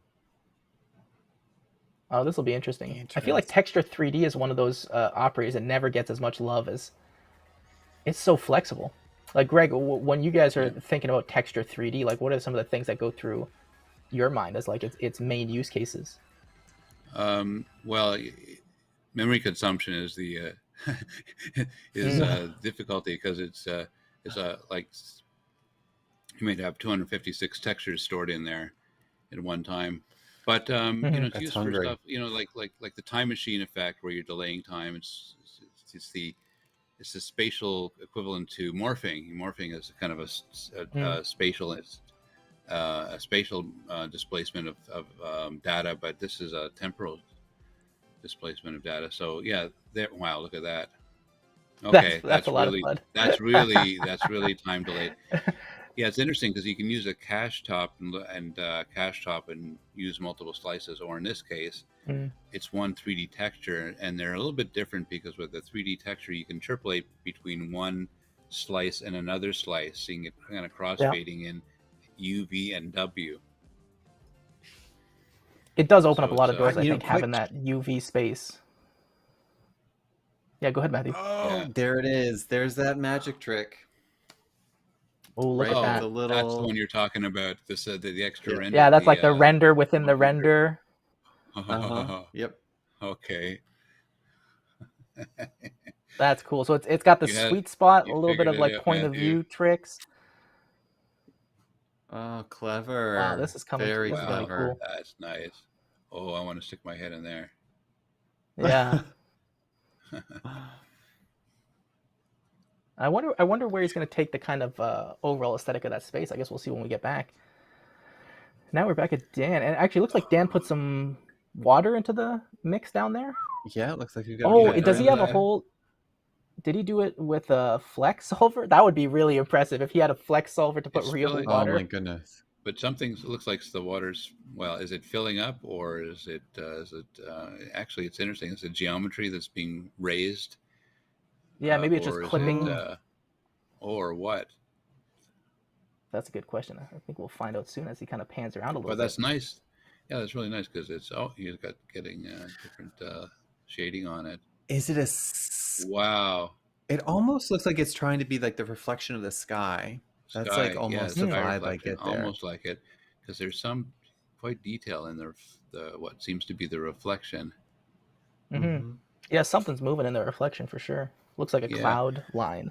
yeah, but it's pretty bang on to the Richard Moss's Mm-hmm.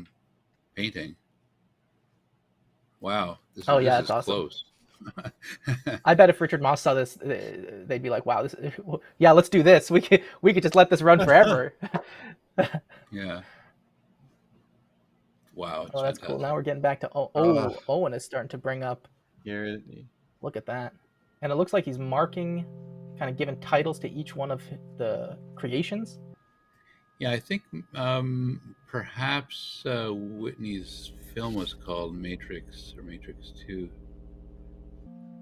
Oh, so maybe he's taking a sampling from different works by John Whitney Yeah, and kind of I think recreating a so. bunch of them. hmm. It's so cool to see it with the audio. That's awesome. I love that. It's got a kind of wacky look at the effect on the lettering. They're kind of off, or it's like a halo, but You know what? It is looks it like he's drop got a bloom shadow? filter, and he's got a Like a bloom bloom filter filter. cranked up. I think. Oh Yeah. yeah. Okay, okay. Mm. It's a bloom filter. Just to give it that extra film artifact. You gotta have it. Come on, bloom filter. That's the. I taught. That's like when they CRT got the gold. Frank's Red Hoss commercial. Yeah, I put that on everything. Like that's a bloom filter for me. Yeah, really. Yeah. Oh yeah. Last minute cheat. I'll listen to it though. Can we get the sound Oh louder? yeah, this is great. I think we can pull up the sound. A little bit There. louder, Okay, yeah. this is good. Let's listen to it. Oh, it's text. It's font time. Well, don't spend 5 minutes on Which the font? font. What Owen. this is the Price is Right. Which font is it gonna be? Yeah, right. Okay, he's gonna Wow, pick he's got a okay. few He wants a installed. waving font. Ooh, yeah. Okay. That's awesome. Cool. Oh, this is starting. Back Let's to see what Aristotle Aristotle's been able here. to do with the face tracking. Wow, beautiful lighting and environment around it. Like the wow, really nice. Something in the background as well, beyond this Yeah, box. I love that. And It's just such a panel nice lighting above. environment. Yeah, that's incredible. Now let's see. The stream should come back in a second. I feel like Aristotle always has really excellent attention to detail in his scenes. He's always like very, looking very closely at what he's composing and thinking critically about what are all the little details in the environment. Mm-hmm. I think it comes from a background because originally Aristotle was a high-end photographer, and coming from that background of looking through the lens at the Right. environment and saying, you know what, this is putting this, move this here, be careful about the shadows here. Like I feel like that attention to detail really is what we're seeing in these beautiful previous environments. Oh, that one's a cool one. Yeah, it's and we can come back to Aristotle in a moment, see if his connection's more stable. Oh, it looks like it's I really want to see the face, the face come out of like like remember the Mummy one? Does everybody remember the Mummy one? Like the old Mummy, like yeah. with the sand and the sand. Who was the he guy can't in use that his one? I can't remember camera the guy at the in that same one. time. Yeah. I see. Turns out I cannot. Okay, that's okay. Wait, Aristotle, take the camera off the stream and put it in. We want to see the face come out of the sand. Right. And let's see where Luke is at with his, because we saw some cool transitions here, and I know he's planning some Connect interactivity, and that's gonna have to come in, I think, pretty quick now, because we're down to about 21 minutes left in this challenge. Heat's on. Watch out. Yeah, so now we're starting to get to that point where he's got some pulsing thing going. yeah, it's got it looks like a pulsing white into this. An LFO connected to a constant, just kind of pulsing it. Yeah, but it looks like those feed into the. Oh, interesting. So I guess he might be doing it based on position where you're in the room. The color changes. Because it looked like when he just stood up, it went to that white. Oh yeah. That could be a cool. James Turrell coming soon to a theater near you where your position in the space changes the whole color. Yeah, so something is operating the switch top there, and it's a timer almost. It is timer chop, I think. Yeah, I think with a reset. This one will be interesting. I wonder. Interesting. That's There interesting. Where is. that's going. Because it looks like a couple timers that are kind of cascaded against each other. Mm-hmm. Let's see where Dan is at here. Well, What is Dan got there? He Yeah, had what like are those? something Looks like some sprinkled there on specks. top. oh, the drones are coming in. The drones are coming in. It would be cool though if it was like birds or something like is- that, kind of just animating and flying around. That would be very, very cool. That's the yeah. Oh, it's Oh, like that's the a lot of birds. topology of. I wonder if he's new trees. Oh my! Or I if was about to he's. say. I think it looks like it matches the topology like you were saying. So I wonder if he's doing the Mhm. pink kind of trees and flowers that we see in that reference as well. Right, because the Wow. original That he's surface gonna do doesn't that have like the. bright magenta. Mhm. Mm. Yeah, because the original model didn't have any. What's that effect called? Not pixelization. Pointillizing. Yeah, the pointillization. That a painter would do. Mhm. Yeah, it looks like he's trying to line up those two kind of displaced. Oh look, Oh, was that a Oh little? yeah, Was it like they are grass? it's like they a are little geometry. grassy smush. Oh, that's nice. I like that. That's serious amount of data. That's a lot of Okay, geometry in there. Yeah. yeah. Very cool. Very cool. Let's keep moving here and see where Kyle is at. Wow. Oh wow! Look at Oh that Oh my, animations and everything. Okay, it's really And this turned is, I up think, here. what? yeah, this feels like that pattern storage magic, being able to kind of move between these really kind of advanced presets really easily. Oh Interesting. So he's man, and got look this at their. whole That sequencing must be the Perlin mechanics, noise. right?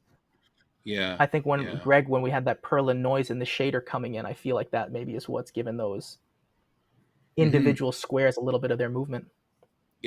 Yep. I think so. Oh, it looks like he's Displacing the Kyle's leaving us a UVs. note. This interface has a bank of Presets, potatoes, yeah, it would jelly be funny if beans. the last word. Oh, that is awesome! Wow. Oh, that's Wow, Kyle, really that's fun. fantastic. Ooh. Oh, So nice. Like a little flip transition. that's what That is a they great. do down in Wow. Middlebury University in Vermont. Yeah.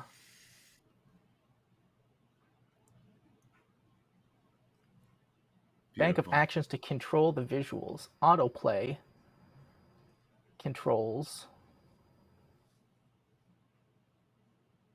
Oh, interesting. So it looks like he's got Yeah, a I love bank that of we're presets, and he's got this autoplay system that kind of just goes between them all. That's we're very even cool. getting like a little set of instructions for how this thing works. Now I just want to be able to click Mhm. through to a screen to actually interact with this thing. Yeah. Coming next year, build the web interface that we can interact with remotely to Absolutely. drive your installation. Oh, look at this. Oh, that's starting to look Some good. really beautiful Oh. geometric patterns that Robert's putting together here. Oh, that's great. Wow. Now his color Right, is. it's really That's got a this trip. kaleidoscopic. Okay, that's Ooh. good. And there's like trails inside of the. Look at that network. Oh, so those are all Oof. the. What component was that? And then he renders. Oh, that's one of the render passes. Yeah, This network, there's a lot of Wow. moving pieces that's in here. amazing. So there's like multiple renders, render Lots of passes, lights. Oh my perspectives, God! Look how many lights there are. and this looks like the environment. Yeah. I wonder that he's controlling here, Mhm. because that light color looks I similar to still like that kind of ambient. Hmm. cooking right along here at 30 FPS too, which is Yeah, wow. still Wow. staying on top of his performance. That's great. Wow. Yeah.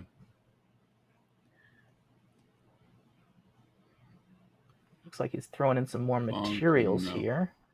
Yeah, it looks like he's kind of getting to that point maybe in this pipeline where he's like, okay, now it's time for me to go back and get the environment kind of a little bit more beautified up now that I've got kind of the core functionality I want inside of the piece. because it Yeah, looks so like a I'm lot gonna of stuff put a he's shader attaching on. materials to. Put a shader on That what looks like thing is he putting shader on? the walls and the floor or ceiling. Oh, okay. Yeah, it looks like the floor and Yeah, it was ceiling here. goes. floor and ceiling. Okay. Yeah.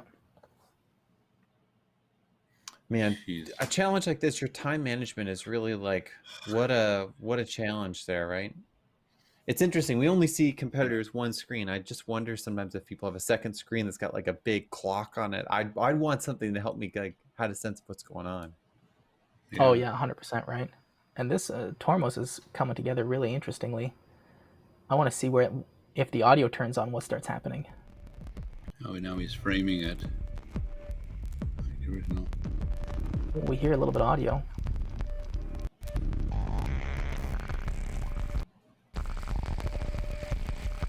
Oh, this one's going to be very interesting.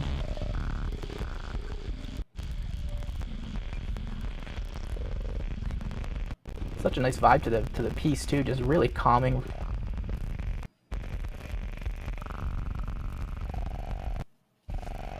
Wow, look at beautiful composition, gorgeous color.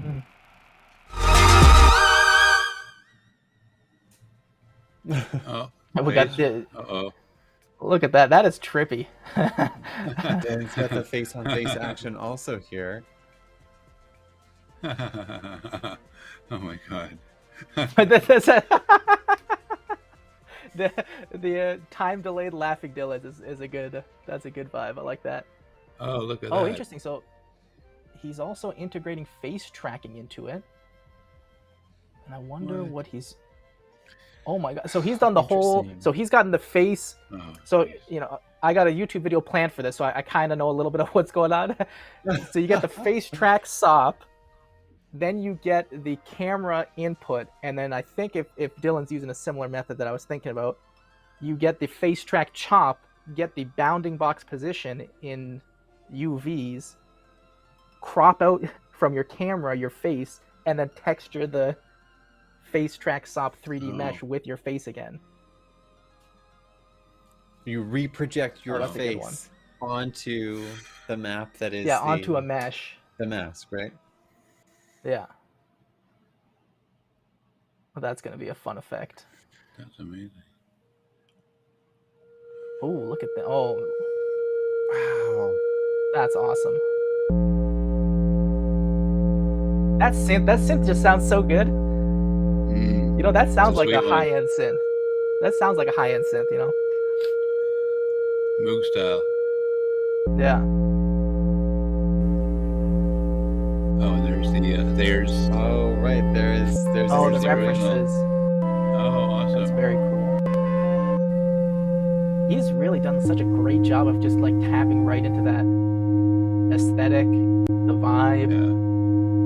Look at that. That's amazing. So the oscillator pitches are determining speeds. I'm sure there's a spreadsheet Triangle. of this does this connected to Yeah. this is also connected to this. I feel like it's such a Yeah. connected environment that he's built here. Oh, wow. In the spirit of the Wow. original film, the way it fades in and fades out. And oh, that's amazing. He's done the intro to the film there. Well, this is awesome. So I think Aristotle had to pause his camera to get it to register inside of. Oh my god, that's his face. Oh, there it is. Big face There it reveal is. 2021. There we saw it. And It I think was the for mummy. folks at home, yeah, this kind of work is particularly hard on bit rates and streaming because there's just so much black and white detail, kind of like noise.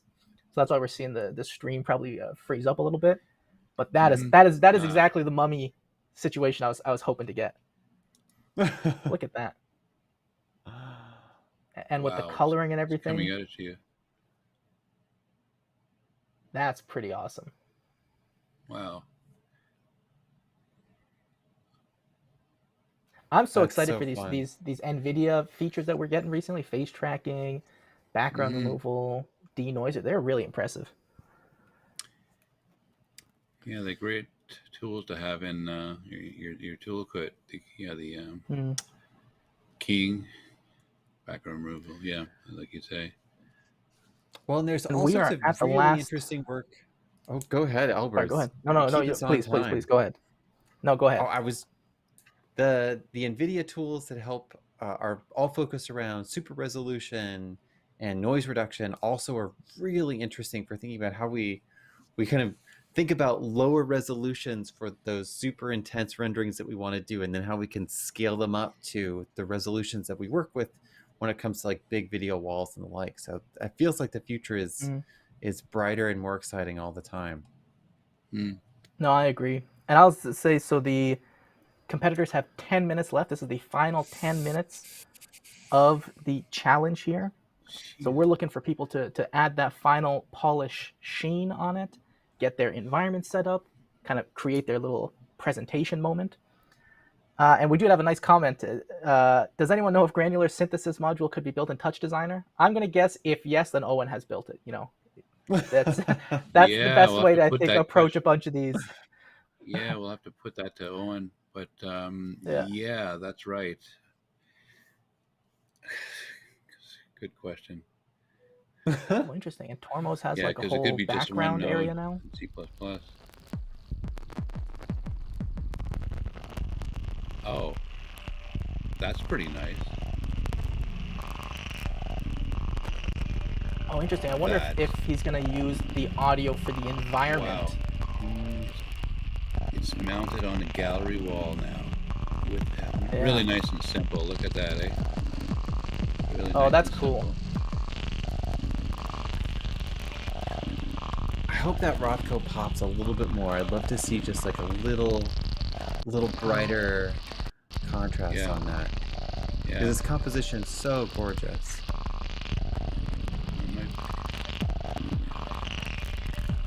I think the Oh, is there font like a shaders 3D element doesn't to have it? enough crank. Oh up yeah, enough. he's Here using a comes height map. Yeah, yeah, he's there you go. He turned Yeah. down something in order to get more light. Mm-hmm. Whoa. Interesting. Oh, Yeah. look at this. Wow, this Oh, one. wow. Some left turns I was not expecting here. We got kind of like The a 3D rut That's extra kind incredible. of displacement happening. He made his wall mount. Oh, that's incredible. That's With awesome. reflections on the rims. Nice texture. A seam on the wall. Oh, I see. And it is displaced in 3D. That's We didn't see awesome. this before because it was all 2D. This must have happened since the last time we were here. 3D environment, displacement in Jesus. 3D, like a lot of the whole kit and caboodle, environment lights, everything. Yeah. Wow. Let's see where Kyle's at here with his piece, which was a lot of fun. This one. Well, it looks like Kyle's in that Wow. stage building notes. I really like that about Kyle's work, and we saw that with some of the shader comments as well. Yeah. What's he writing there? Each box is Colored with its own set of coordinates inside the Phong GLSL shader. Wow, interesting. So he's really, it's always remarkable to see the balance that people choose between where they do some of the work in ops versus where they do it in a shader. Maybe they'll do some of it in Python. Mm-hmm. We've seen a good mix. Yeah, that's right. It's great to see some of this done in a shader, manipulating coordinates, generating shapes in the shader. Wow, that's awesome. And the movement it does going through the different modes, I really love. Yeah, great basic position. Oh, that's great. It's great documentation. It's incredible.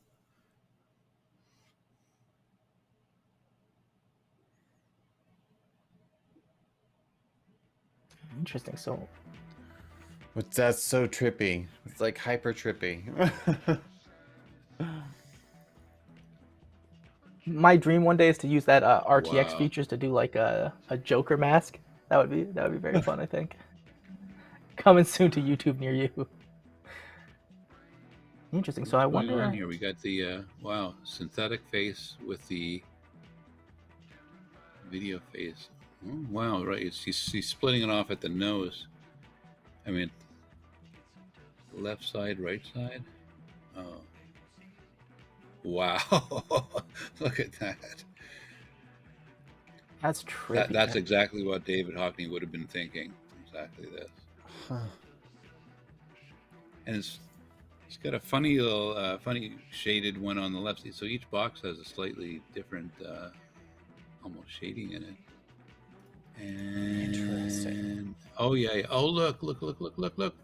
These are Oh 3D. wow, look at that. These are 3D. So he's really done like a great job lining Wow. that up to his kind of real face. Oh, that's Clever. incredible. Wow, could have pulled that together in 90 minutes. Huh. This was a trip for Wow. sure. There's And a layer I on layer knowing on Dylan, layer. Oh wow, that's in the fantastic. notes at the end, he's gonna have like, oh, only 28 nodes or so, only 30 nodes. We'll see that. Yeah. We'll get the node No, count no. at the end, I bet. No. So this is the last Oh, that's 5 incredible. minutes that we have here for competitors. Last 5 minutes. Oh, and Robert's piece came Wow, out that really became cool too. I love really that perspective kaleidoscopic. effect. Wow. I would love to just be in a room with this, like or VR, to just put on the VR and kind of like stand in front of it would be awesome. Yeah. Now I wonder if we're going to get closer in time for the finale. Mm-hmm. Looks like he's doing some compositing now. Oh, opacity. What's he? Yeah, Oh, maybe you should interesting. use the camera viewport component to navigate around. I'm Get curious where inside. Robert's going to kind of place it at the end of it. Like, are we going to have this kind of moving angle, or is Yeah. it going to Oh, I be? see. So, yeah, he's working on, the multi-rendering layering here.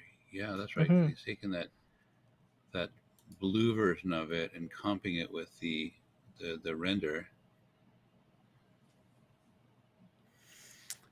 Interesting. Wow, it's the direction that everyone has moved today Wow. has been so interesting. Mhm. Right? I From think for these the like last very Oh, few clean minutes. okay. Sorry, go ahead, executions. Matthew.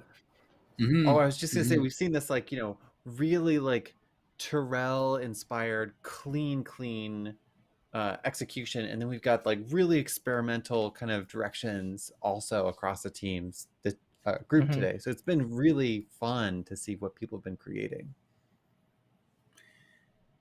So yeah, he's I think got for the last lighting. minute or two here, we're gonna get everyone's screen on here for the last few minutes, and we can see kind of everything coming together.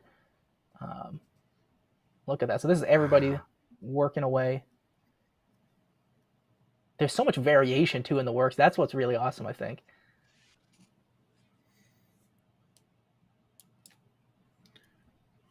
Man, This is gonna be a Whew. hard judging period after this. This is no easy feat in front of us today, I tell you what. Oh gosh. I think the Jeez. contestants are going to enjoy watching each other, looking at each other's work after it's over. Oh, 100%. Yeah. Definitely, There's so right? much Like that's variety always part too. of the fun is looking Wow. back at what have people created, what have they thought through, how do they solve these problems?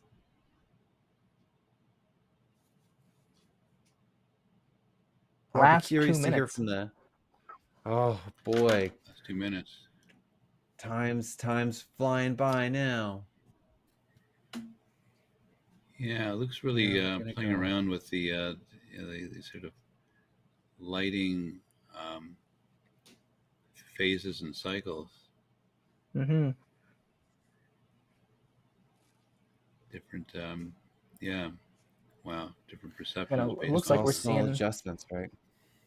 we're seeing a bunch of folks start getting their notes together, so that way when the judges go into like watch their screens after we go to a break, at least Yeah. we have some context of this is what's happening. Here's the reference. So a lot of folks are starting to get into that bit of a presentation mode. Yeah. We can see Owen in the Yeah. bottom left getting ready for it. Kyle's writing some notes on screen.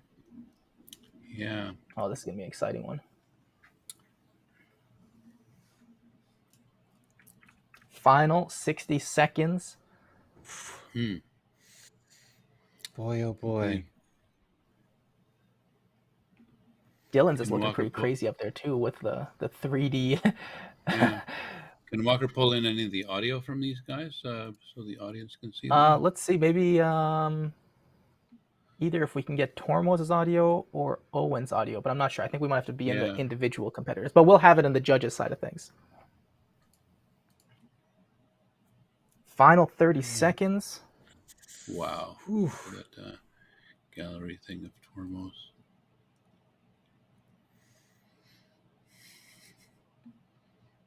Boy, oh boy. Hard choices Last in front of 15 us here seconds. today. Oh. Here we go. 5, 4, 3, 2, 1, and time is up for our competitors. Wow. So, while folks are wrapping up their screens and we are going to go into our judging break, let me tell you how the next little bit of time is going to work out here for you. So, first things first, we're going to go to a quick break. Behind the scenes, our judges are going to be doing their very difficult judging job, which I think is what's happening. Cry. I think we're all just going to collectively cry. We're like, how are we going to do this? Yeah. When we come back, we're going to have a very special segment. So before we do the reveal of the winners, we're actually going to have a Q&A session with our Twitch chat. So if you are watching right now and you got questions, like, how does this work? How does that work? How did you do the virtual production? Any kind of interesting question that you've kind of put together in your mind after a day or two of watching this kind of stuff, come over to the Twitch chat, get ready to put them in, because let me tell you, you get rewarded for the questions. So when we come back, we're going to do our Twitch chat prize giveaway. Like we mentioned earlier, we got Notch learning licenses, we got Touch player commercial licenses, as well as Touch commercial 1-year upgrades, as well as some HQ Pro subscriptions that we're going to be giving away to some of the best questions that we get in the next session. So while we're at break now, start preparing your hot questions and your good takes so that when we get back, we can dive into that. And then after that, we're going to come back with our finalists' first, second, third place announcement. So we'll be back after this short break.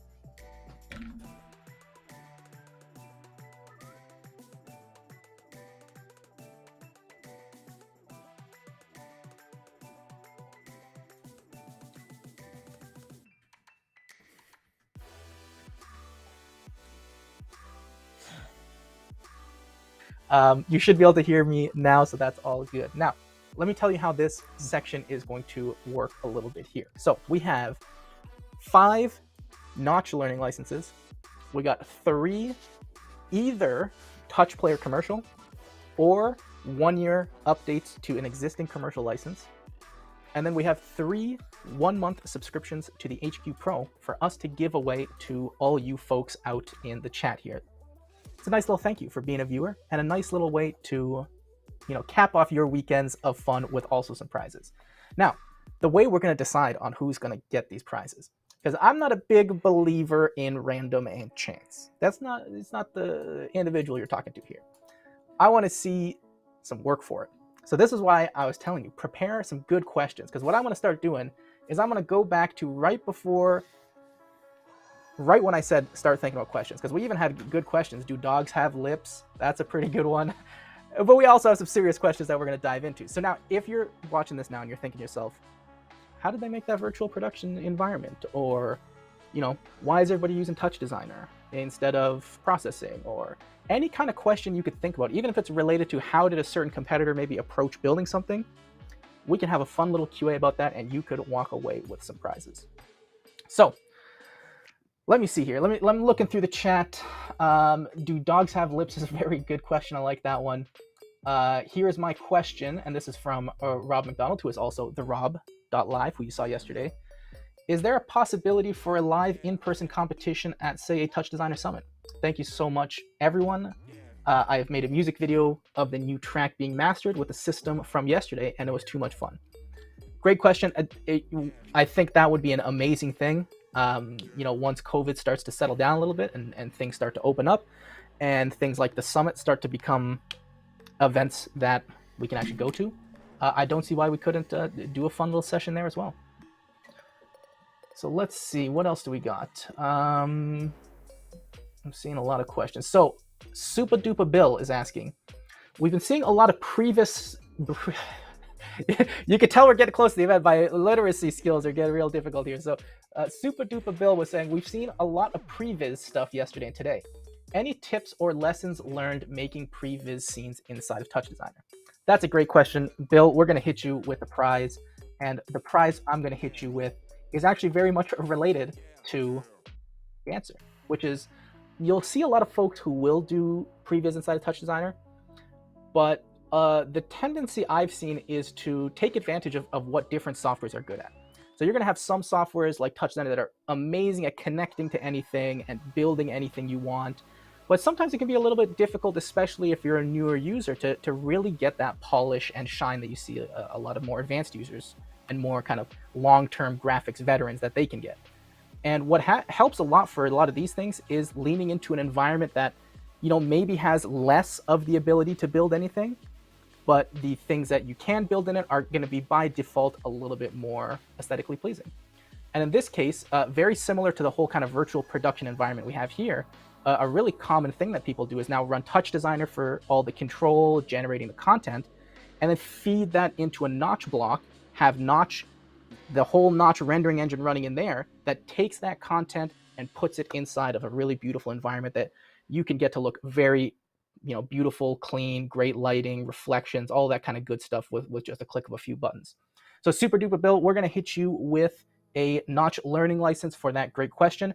And the way we're going to do this is make sure you don't disappear right after the event ends, because we're going to send direct messages on Twitch to all you folks who are prize winners, and I need you to answer with your contact information so we can actually get in touch with you and get you those prizes. So congratulations, super duper Bill. You just won yourself a Notch learning license. Let's see what's the next question that we're going to get here. Let's see. How about... Oh boy, there's a lot of questions here. This is going to be a tricky one. Here's an interesting question from Kasparovics. In your virtual studio, would be cool to have the hosts, Elbers and Matt, more volumetric in appearance rather than a flat image superimposed on a set. Watching what Dylan did inspired this idea. IR depth cam, live photogrammetry with multiple host cameras. Yeah, actually, we were talking about that during the break.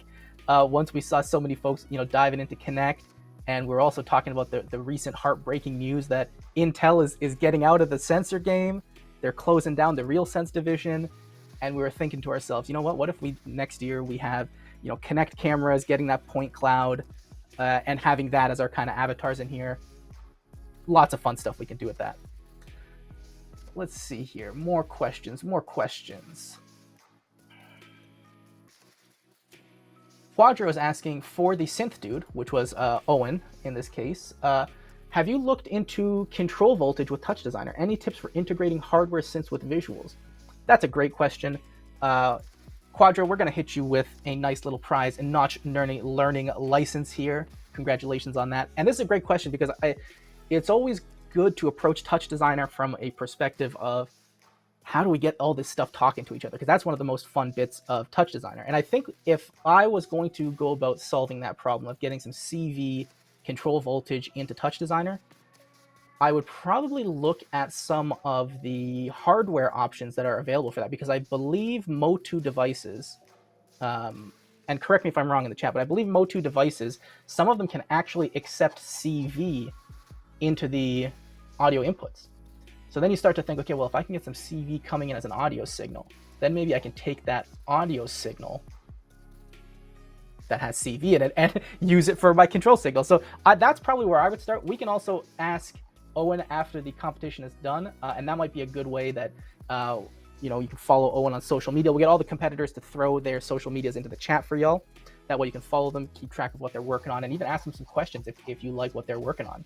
But that's the avenue I would go, because there are some solutions already existing for hardware that can bring CV signals into your system.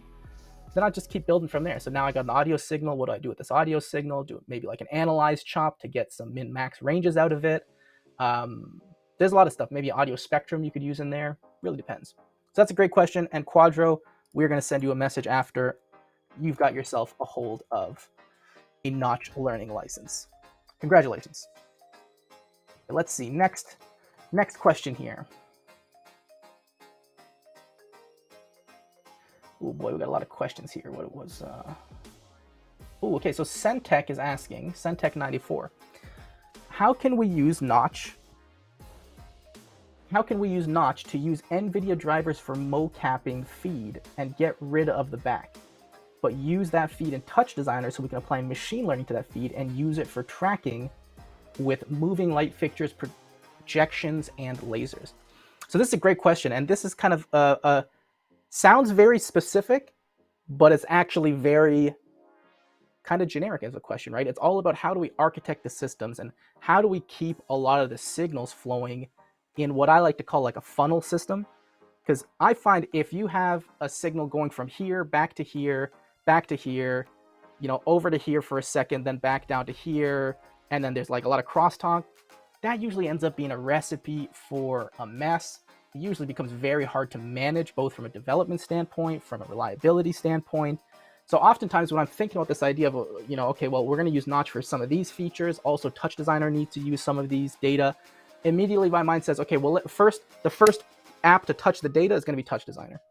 That data comes from whatever hardware is coming in into Touch Designer, gets processed, gets rearranged, gets cleaned up, whatever is happening to that data happens once inside of Touch Designer. And then inside of Touch Designer, I can pull that data and use it for things like tracking with moving lights, or I could send it to a machine learning kind of system or environment, have it do its machine learning and report back the results. And then from Touch Designer, then I can also send that data into Notch for any kind of mocap or any kind of visual effect that I want to create. So I think that's kind of the approach I take for all of these kind of things. That's a great question, because it's always hard to think about, where does my data start? Where does it end? How do these two apps kind of talk to each other? And I always think the best thing you can do is try and make stuff go in as straight a line as possible. If you can funnel stuff down into a single area, that is always super helpful. So Centech94, congratulations. That's a great question. We're going to be hitting you with a Notch learning license after this. Okay, let's see. We're scrolling down for Quadro. I want to answer this question, but you can't get 2 prizes. For everyone, what kind of computer do you have? Several, right? I'm actually the opposite. I have as few things as I can have because I don't like owning stuff. And I had a very old, up until earlier this year, I'll tell you this, and this is a good story for all the folks out there who think, oh, I need a new machine to be able to work. I was using a 2015 Origin laptop for the last 6 years, everywhere, professionally, developing projects, developing learning materials. Last championship was running partially off of it. Now, obviously, big kind of productions like this, there's servers in a rack room, everyone's got their own kind of laptop and all that kind of stuff. But I think as long as your computer has a decent GPU, which, is made in the last few years, if we're talking about NVIDIA's, if it's a 960, 970 and above, you should have enough to learn, to be successful, to start taking on some simple projects. Yes, you'll probably have a little bit of trouble here and there with optimization and stuff like that, but you can be more than successful with whatever you've got under your fingertips right now. Okay, let's see. What else do we got here? And I'm sorry, I'm falling behind on the chat because I'm trying to read through for the questions. Let me see here.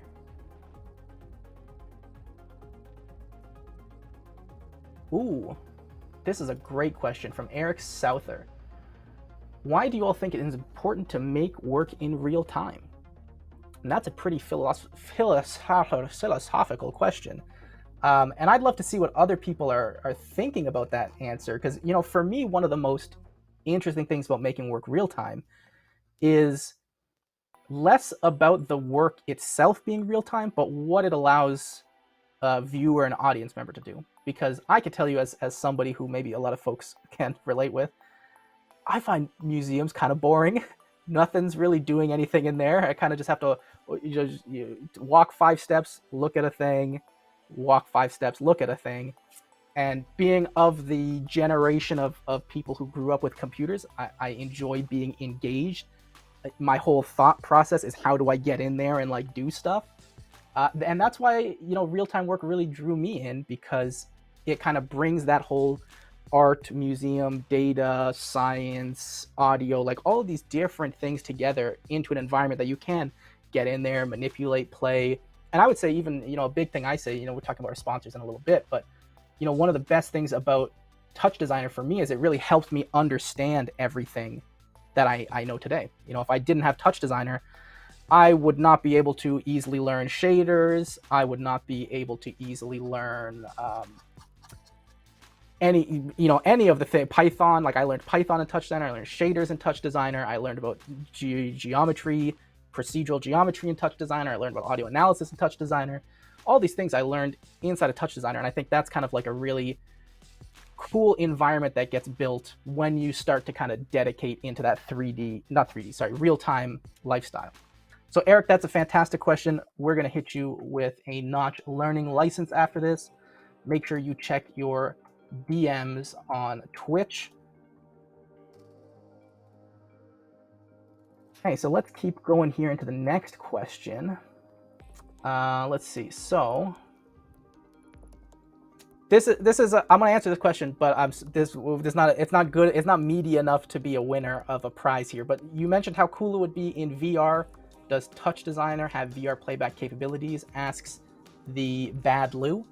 Absolutely. Actually, there's native support for both Oculus and Vive devices, both the headsets and the controllers, as well as just general open VR capabilities.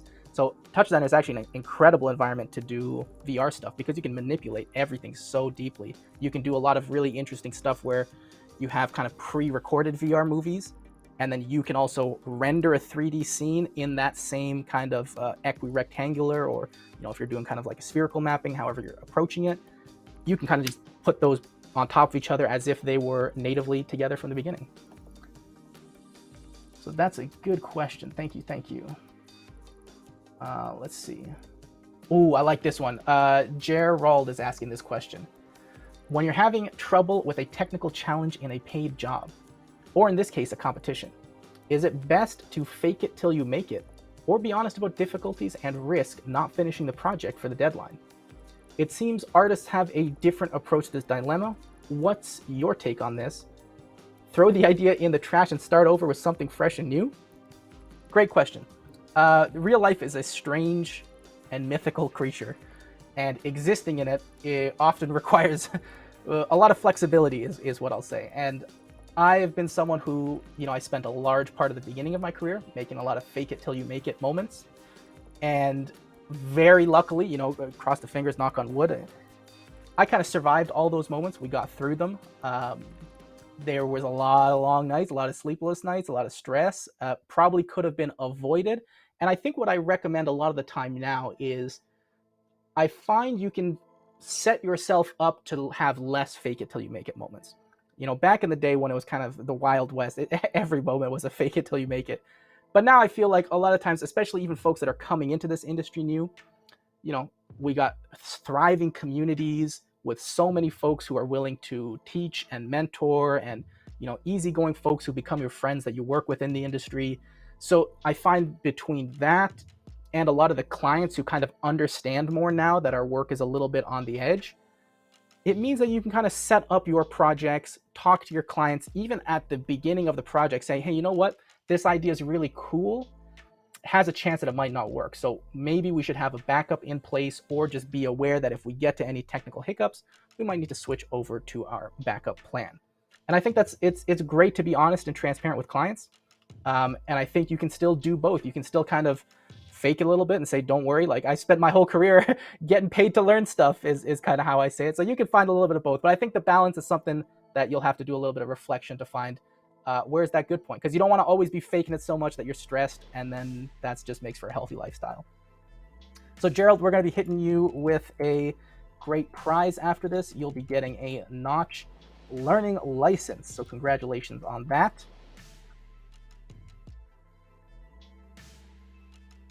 Okay, let's see our next question here. So now we're moving into we've got 3 one-year commercial updates if you already have an existing commercial license to Touch Designer, or if you don't have a commercial license to Touch Designer, or if you prefer, you can also get a full-blown Touch Player commercial license. So that's what these next 3 questions we're going to be picking out are. So let me see here. Let's keep reading. What do we have here? We got a lot of questions. Oh, Jason's got another. Jason, you're good with the questions. I don't know if they're prize winners though. Jason's question was, can you give me a Notch license? That's a good one, Jason. That's a good one. Let me see. Does a chicken have lips? Now you guys have just caught on to my sense of humor and you're just hitting me. Let's see. What else do we got? This is an interesting question. Mosen Yegana is asking, Elbers, why Touch Community never made a marketplace to buy or sell any kind of related stuff?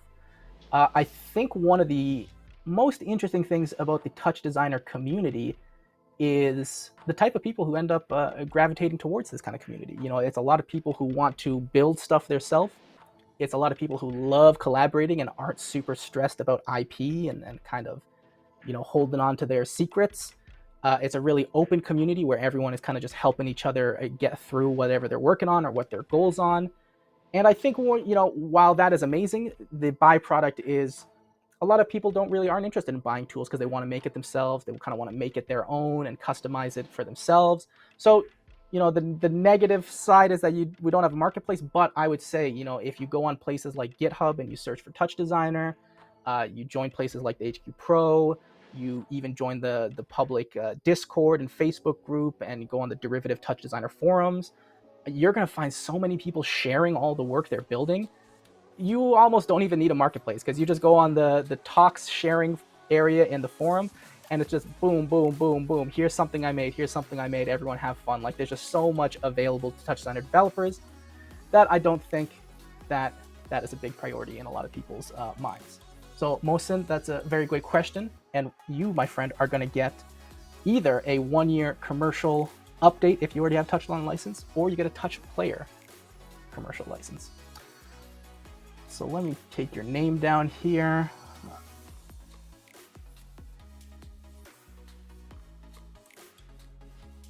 Okay, so let's see. What do we got? We got more questions. Let me make a note here.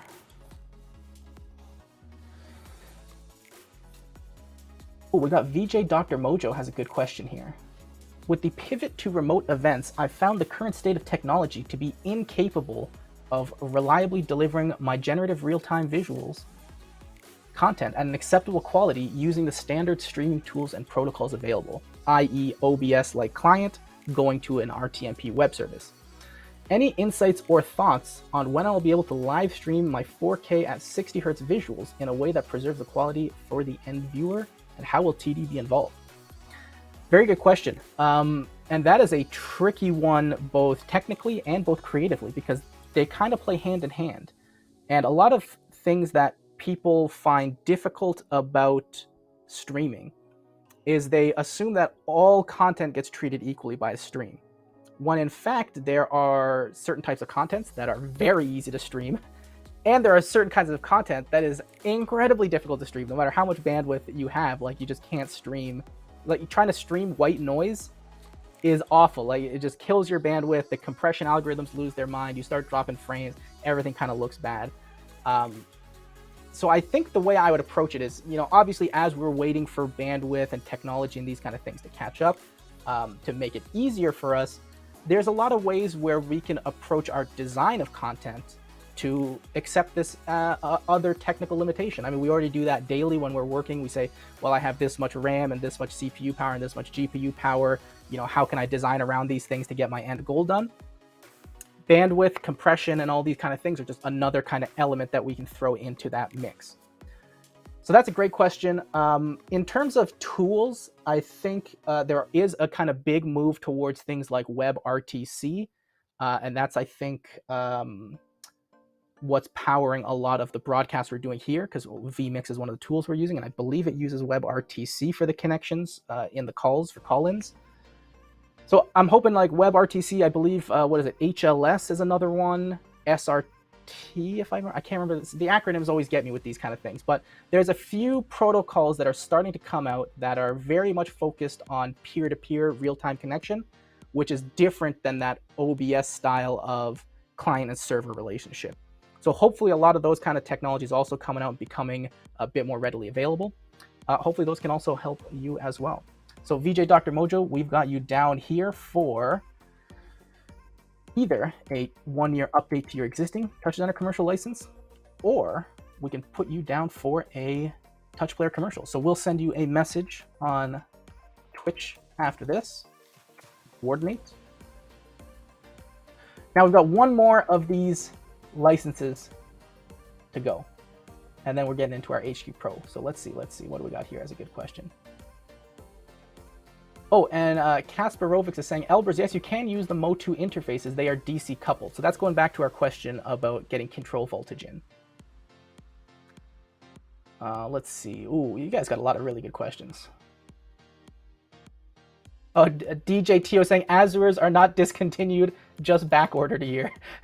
I mean, at that point, we're really like, we're looking for needles in a haystack here for depth cameras. The Z2 looks very nice, so that could be an option for a lot of folks. And I believe Z is trying to do a real push to add more compatibility as well as tools around the Z to help you work with it. So that could be an interesting option. Okay, let's see here. What other great questions do we have?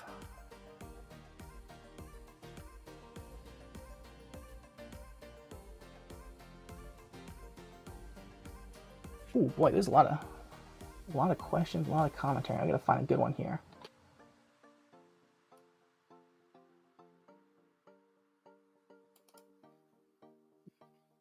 This one I can't give a prize to because I can't go too deep into the question, but there's a good question. Lander of Waz was saying, I love the virtual production set. Thank you. I work a lot with virtual worlds like concerts and parties in Unity. Is it possible to get this streamed out into Unity like Spout or something, but in multiplayer? I think that's going to be one of the challenges of like the next like year or two for a lot of software tools that we use, is figuring out, now we've got this real peer-to-peer situation going on. We've got this client-to-server situation going on, but what happens if we want to take an experience like this and say, 100 people join in, but all of their cameras come into the virtual production? Or, here's an environment with a bunch of buttons and sliders and really fun stuff to interact with. Every time somebody goes to a browser, they get a new instance of it and they can go kind of explore it themselves. I think that's going to be the challenge of the next few years. Okay, let's see what else we got. We need one last question for our final touch player license. Oh, this is a great one. This is a perfect one. And I'm sorry because I'm gonna not say the name very correctly. Eisein, Eisein. It's like Einstein, but like missing a T, I think, and an N. But anyways, I digress. The great question. Do you think that interactive is different from the rest of the industry and can be more diverse in terms of background? What can change to get more women and people of color involved in the industry?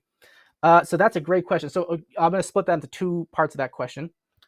First part is it different than the rest of the industry in that it can be more diverse? I think absolutely. I've put my hands in a lot of cakes before in a lot of different industries, and none of them I've ever felt have been as diverse or accepting of people's backgrounds as this kind of interactive and immersive world, where it really feels like your art just speaks for it, your work speaks for itself, and if people are into it, like you are in and working and having that career. Especially when you think about, touch designer, there's no one type of person who gets into touch designer. I've seen architects come into touch designer, and they're using like Grasshopper and stuff like that. I've seen music folks get into touch designer, and you see folks like Owen who start building synths and stuff coming from that background. You see folks coming in from 3D and maybe VFX like Houdini, and they start doing these really amazing particle systems.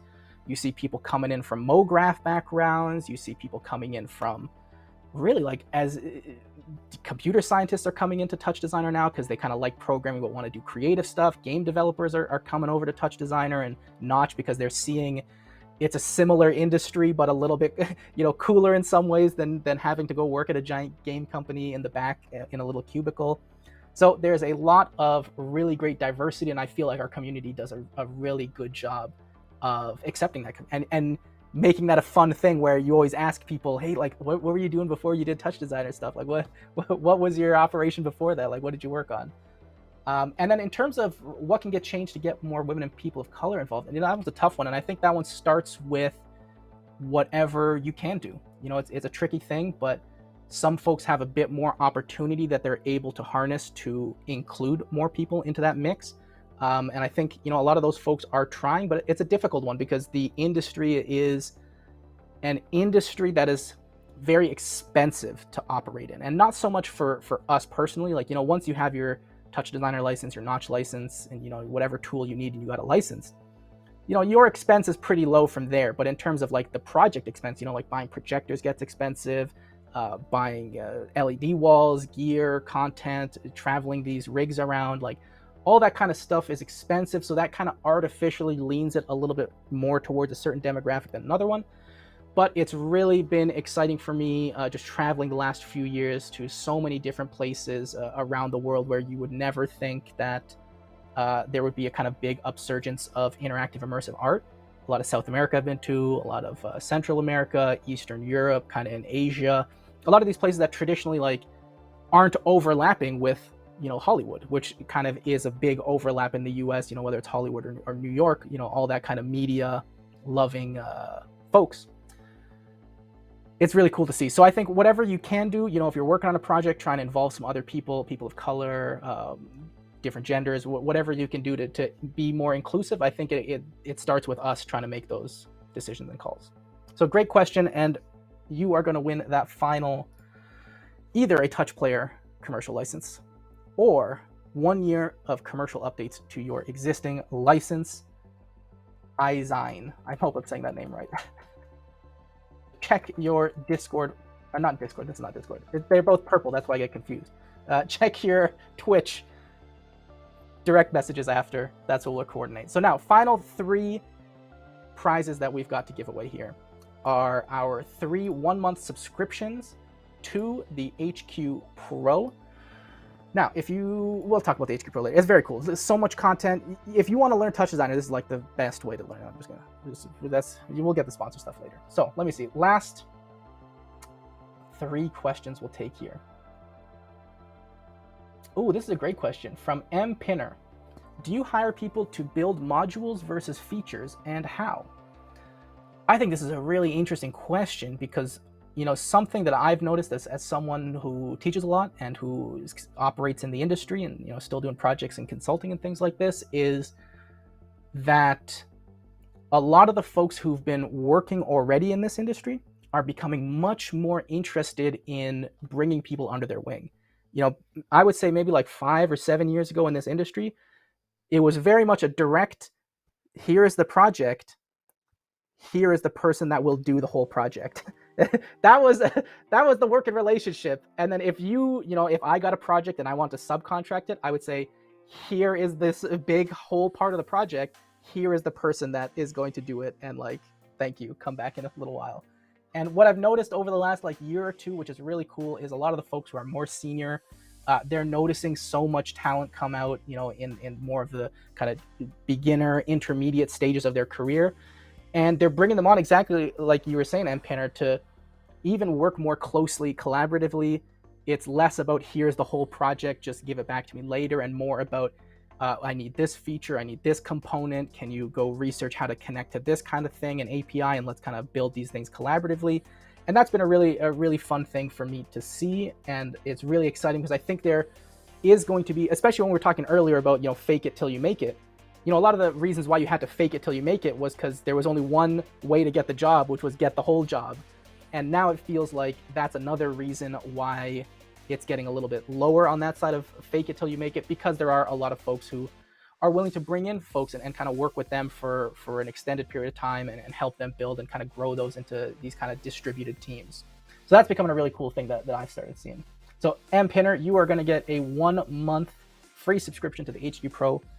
Please check your Twitch DMs after this so that we can get in touch with you to give you that.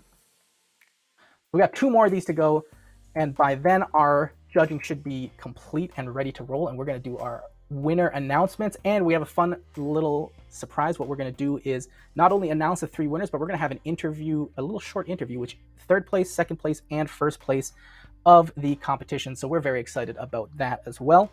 So let me take these last 2 questions. We'll do a little bit of shorter ones. And let's see. Oh, Chava's got a good question here. Chava __E2. When do you recommend to install the player license and not the commercial one? You know, the big thing for me always comes down between trying to save your costs on a project, because the player license is, I believe, half the cost of a full license. So that means that, let's say, for example, you know, you're working on a project where it's a pretty small budget, maybe $1,000, $2,000. In that kind of ballpark that you're in, that idea of, well, I could spend $600 out of 1,000 or only $300 out of 1,000, it's like, whoa, that's a huge difference, right? So the Touch Player license already, from a commercial and kind of financial standpoint, is a very good thing for a lot of people. And the nice thing about it is, you know, you as a developer can have your license, like a edit license, and you can just go log into the machine with the player license, temporarily install your license, do any editing you need to do, and then kind of deactivate your license and just leave the player license there for that long-term installation. So a lot of folks are even just liking it from aside from the cost saving standpoint, just the ease of deployment, because then you just send touch player licenses to all of the boxes. You don't have to worry, is my commercial edit here or there? You assign a developer per edit license, and then all of your boxes just have touch players.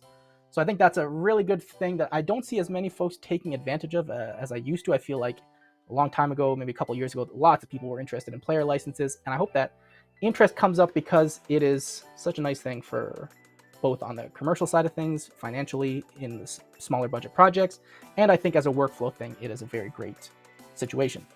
So Chava, congratulations, my friend. We'll send you a message to get your HQ Pro subscription. And then, let's see here, one more question, and then we'll go to a quick little break here. Oh boy, final question. Oh, we got some good comments. NDI 5 is going to change the world. I am also very excited about NDI 5. I think that's going to be very cool. Let's see. Patchy, I can't give you a prize for this one, but Patchy's question is really good. It's, wait, did I miss all of the challenges today? And I think the answer is yes, my friend. But don't worry, because the recordings of this will be up on YouTube and on Twitch right after this. So it is very easy for you guys to go and watch and catch up. And Patchy, there was a lot of really crazy stuff. You got to watch today's really the technical level. There's a hard stuff in there that I probably wouldn't even want to do over the course of a week, let alone 100 minutes. Okay, let's see. Last question here that we'll give a little prize to. Ooh. Well, what do we? There's so many. I'm glad everyone's having a good time here, by the way. Thank you all for joining us. It's our pleasure to kind of give you this amazing event and have you guys all receive it and enjoy it. So thank you all for coming. Let's see.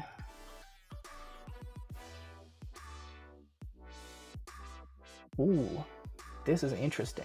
Saint Alex 19 is asking, do you think that interactive will be a new way to approach brand experiences for the pandemic? How do you see the market or the scene in this moment?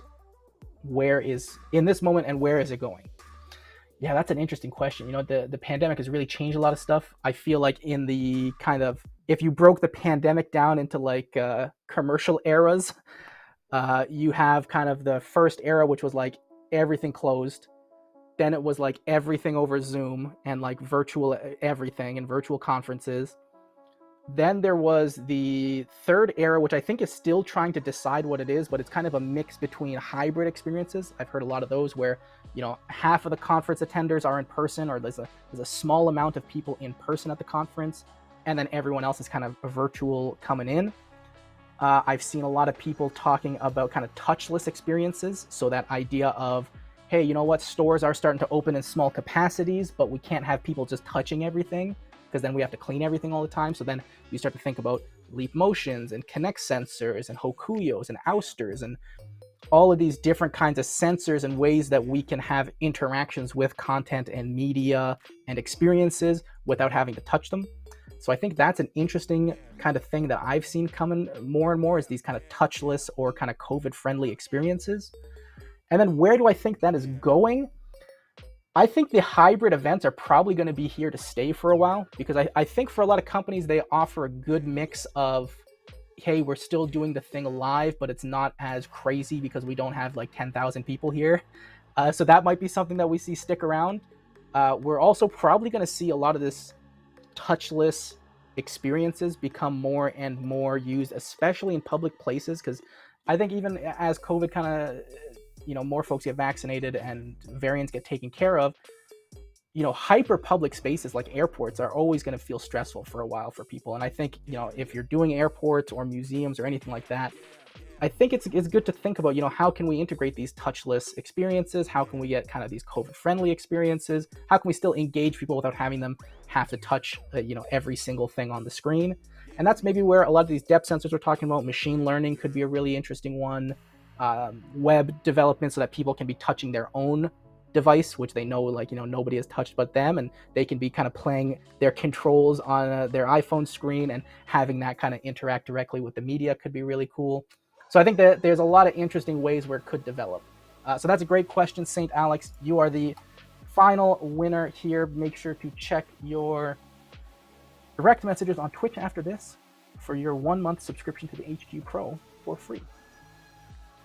But with that said, thank you everybody for your questions. I'm glad that everyone got really excited. While I would love to just sit here and just blast through every question, we are going to hop to a quick break now. And when we come back, we're going to start with our third prize winner reveal and interview. So we'll be right back after this short break.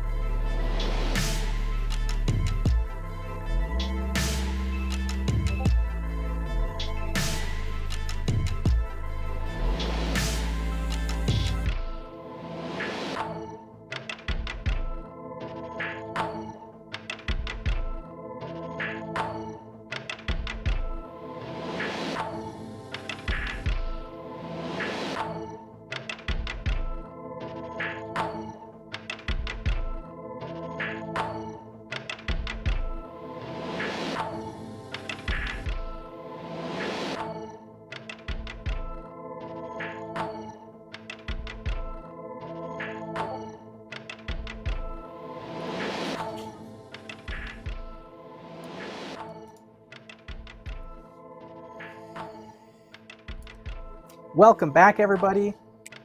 It's an exciting time. We are now finally at the point of announcing the winners from the final round of judging. And let me tell you, it was a very difficult thing to do. I mean, Matthew, starting with you, what was something that was most interesting about this challenge, and what was actually something that was really hard for you to judge about this challenge? Oh boy. Well, I think interesting people, the projects they put together were just fascinating across the board, from audiovisual analysis to previs to simulation previs and like the list just kept growing and growing and growing. So I think there was a lot of really brilliant work that came out of it, and I think that actually is, for me, what made it the most challenging to think about how to rank our contestants today, because not only was the work phenomenal, but also the number of skills and kind of tools they pulled out of their toolbox was just demonstrated the depth of experience that a lot of the people participating today had. So I think trying to balance the copy art kind of frame of reference against their own expressive elements was a piece of this that was really challenging for me to kind of march my way through. And Greg, what about yourself? What was challenging about this round of judging? Well, all the 8 pieces of this challenge was, I didn't have to separate. I mean, every piece was aesthetically great and technically great, and all the participants got to their endpoint reasonably fast, and they budgeted their time very well, and they got really amazing results. So I think just the fact that it was visually beautiful, and also technically underneath, a lot of amazing tricks there that I even learned from as well. So I think that's a great segue into first announcing our third place winner of this year's Interactive and Immersive Championship, Dylan Roscover, and we've got him here for an interview to ask him a few questions about his experiences during the championship and kind of what he's working on. So, Dylan, congratulations, first of all. How does it feel to come in third place and rank and get some sweet prizes out of the event?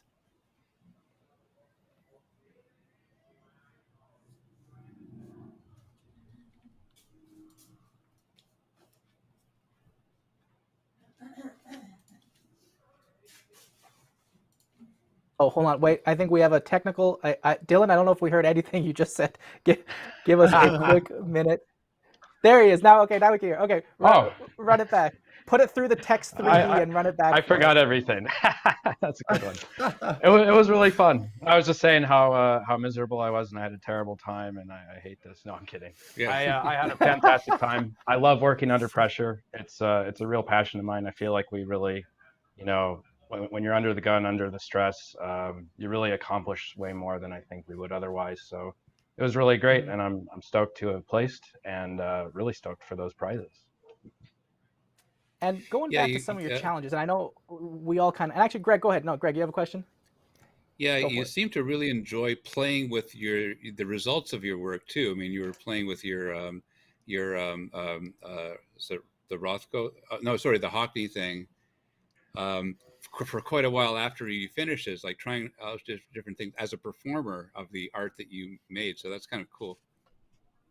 Yeah, thanks. It's like a boyhood dream of mine, I guess, is to perform artwork in some sort of commercial sense. And I feel like we get to do that with Touch more than a lot of other platforms. Touch, Notch, mostly just it's this performative tool, and really that's just an enjoyable process. I've always felt, that we should do what we love doing, and so much like typing is good and all, but performance and movement is really what I'm interested in long term with all this.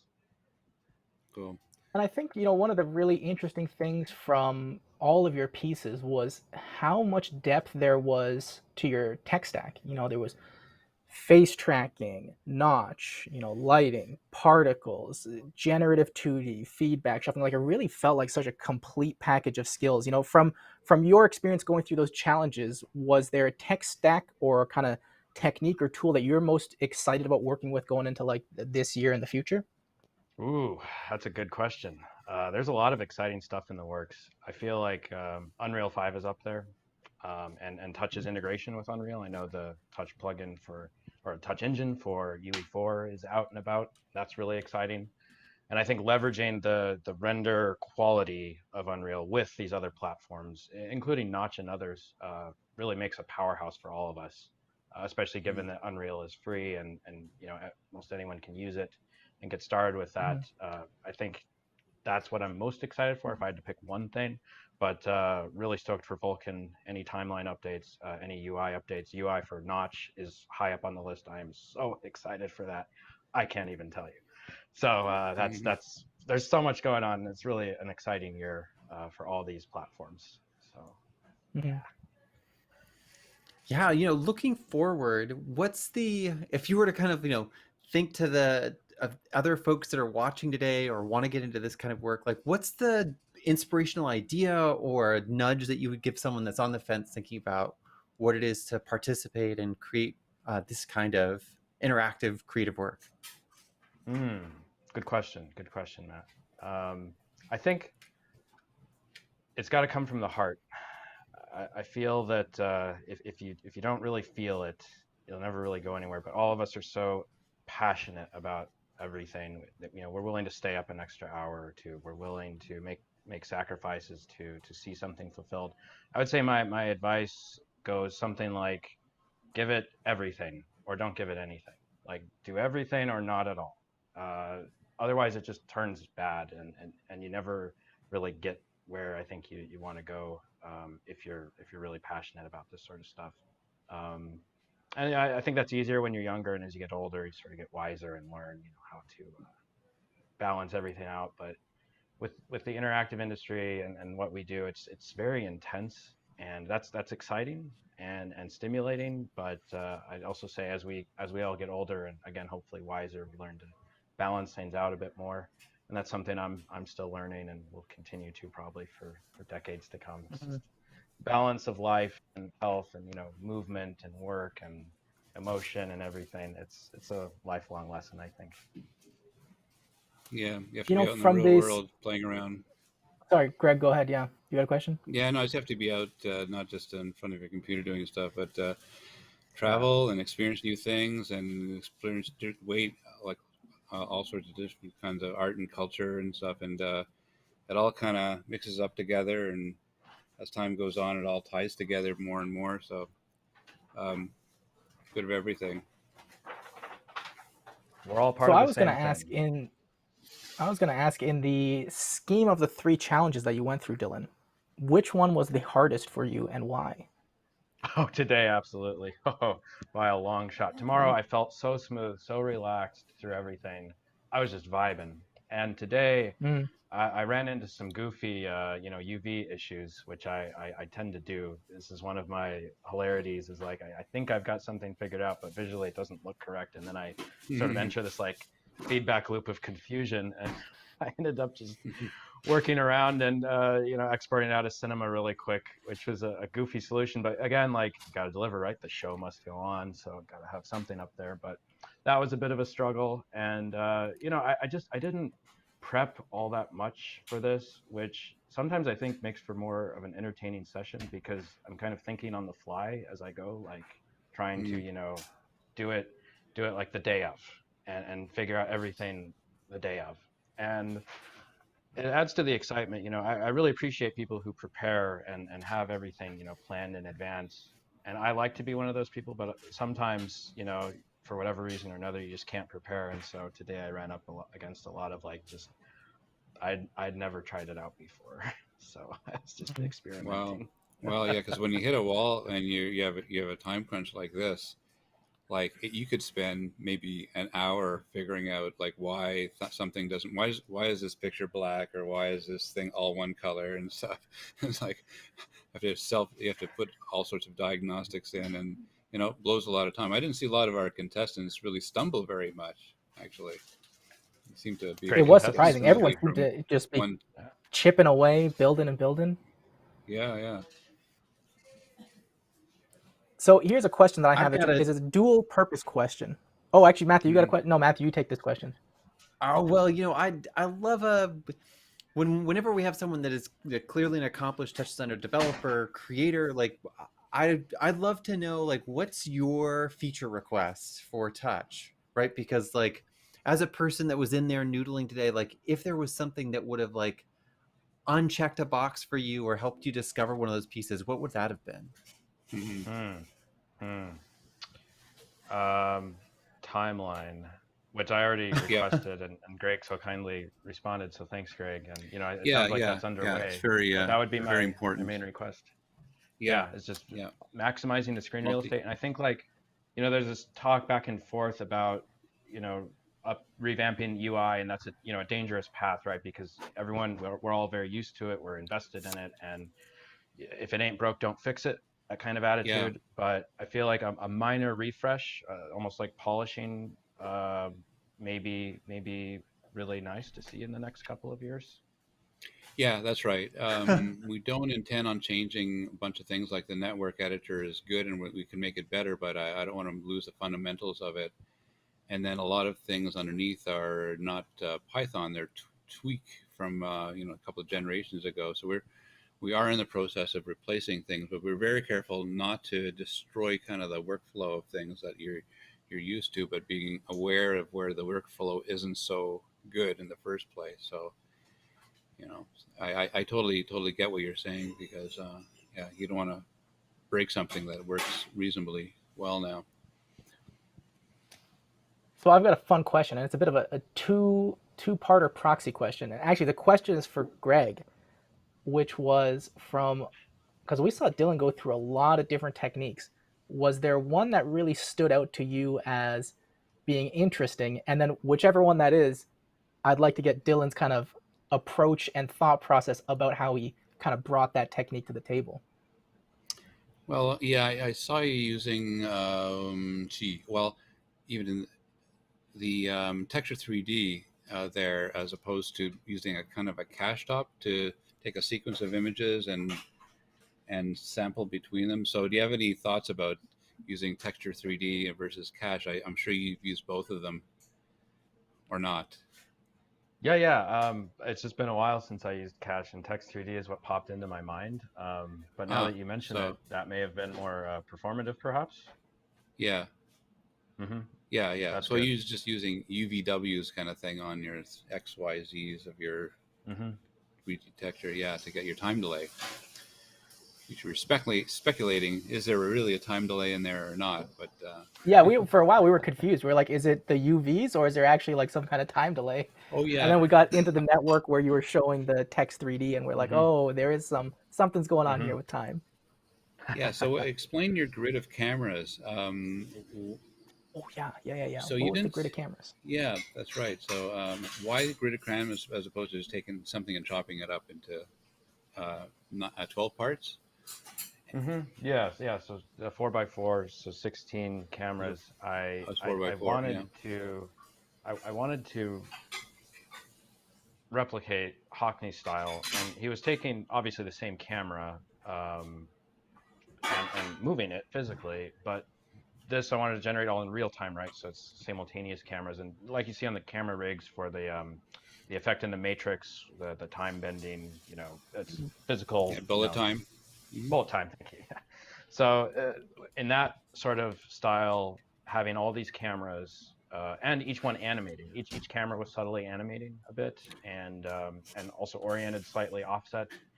So and each one had its own, zoom and a bunch of like random variables applied through the parent digits and Python random. So it just gave like a really nice customizable sort of rig, and I really like building these modular systems, and that's what excited me most about today, I think, was that there was a replicator involved, because the typical artist's way is like, well, just copy paste, and then move each one into place. So this was a little more generative and doable in a short amount of time. So that's really great. Fun.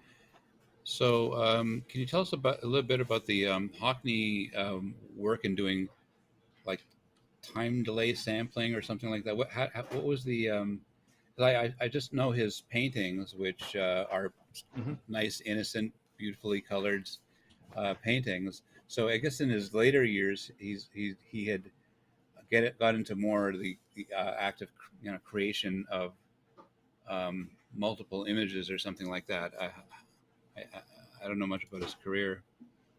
Yeah, it's interesting. You're right. He's, obviously a painter first and foremost, but he spent like, a handful of years experimenting with photography.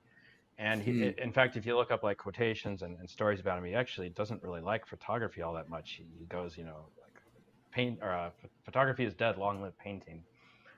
He did this one shot where he painted flowers for his friend who was ill, and well, he took a photo of him and then he painted them and then he put them side by side and went, well, the painting looks better than the camera.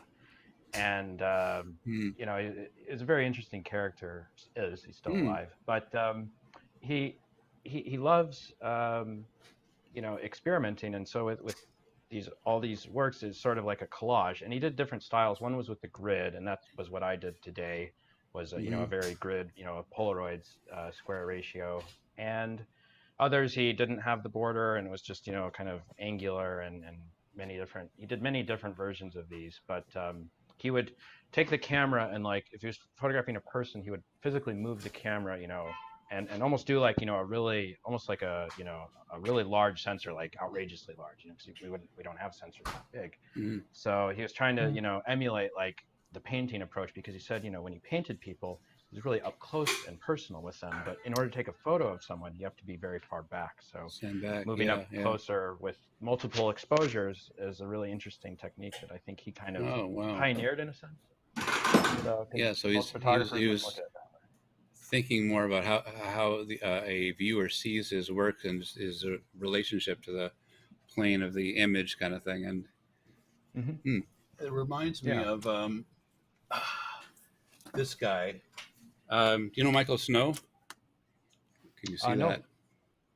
So he's a Canadian artist who's also one of my super inspirations, and you can see in that image is him taking photographs of photographs and then rearranging them in a grid and so on. So this is kind of the hallmark of what Snow had been doing in his career in terms of making music and sculpture and photography and so on. Elbers, you asked me earlier on what would I've drawn upon, and I mentioned Norman McLaren, a Canadian, but Michael Snow has got a huge body work. He's still alive. He's 95 years old, and I think what you're describing with Hockney's later work is very much akin to the way Snow has been thinking about how you look at art and artificiality of it, and really pushing the artificiality of distortion, morphing camera angles, the artifacts of film that blur things as the camera moves quickly and stuff like that. So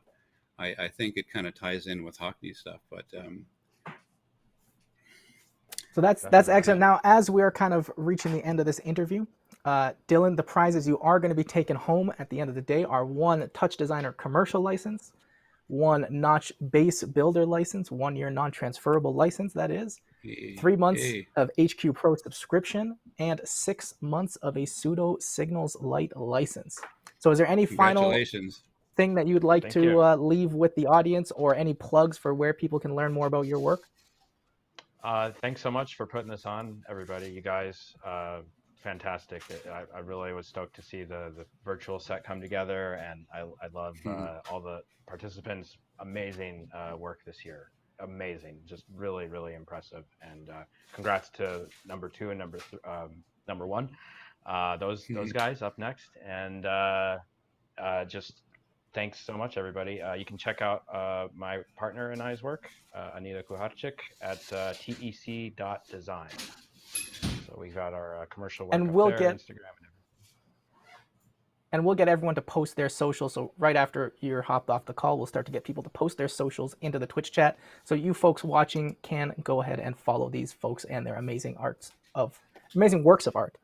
So with that said, congratulations again, Dylan. It's a pleasure to see you come in 3rd place. So congrats on that. So we're going to hop to a quick little break as we get ready for our 2nd place reveal and interview.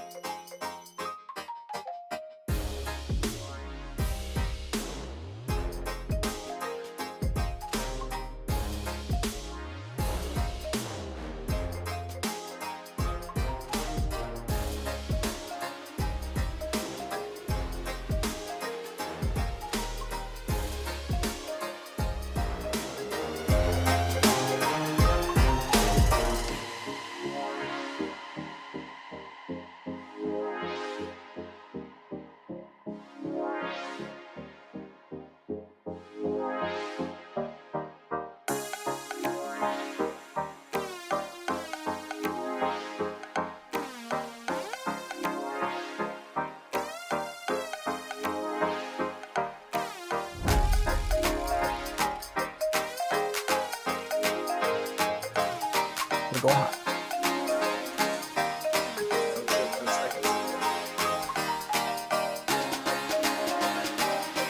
Welcome back, folks, and now we are here and ready for our second place reveal. So in second place for this year's Interactive and Immersive Championship, we have with us Owen Kirby.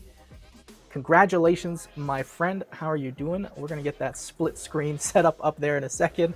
But, let's start with, first of all, congratulations. How does it feel to come in second? And what was, the most difficult part for you in this championship?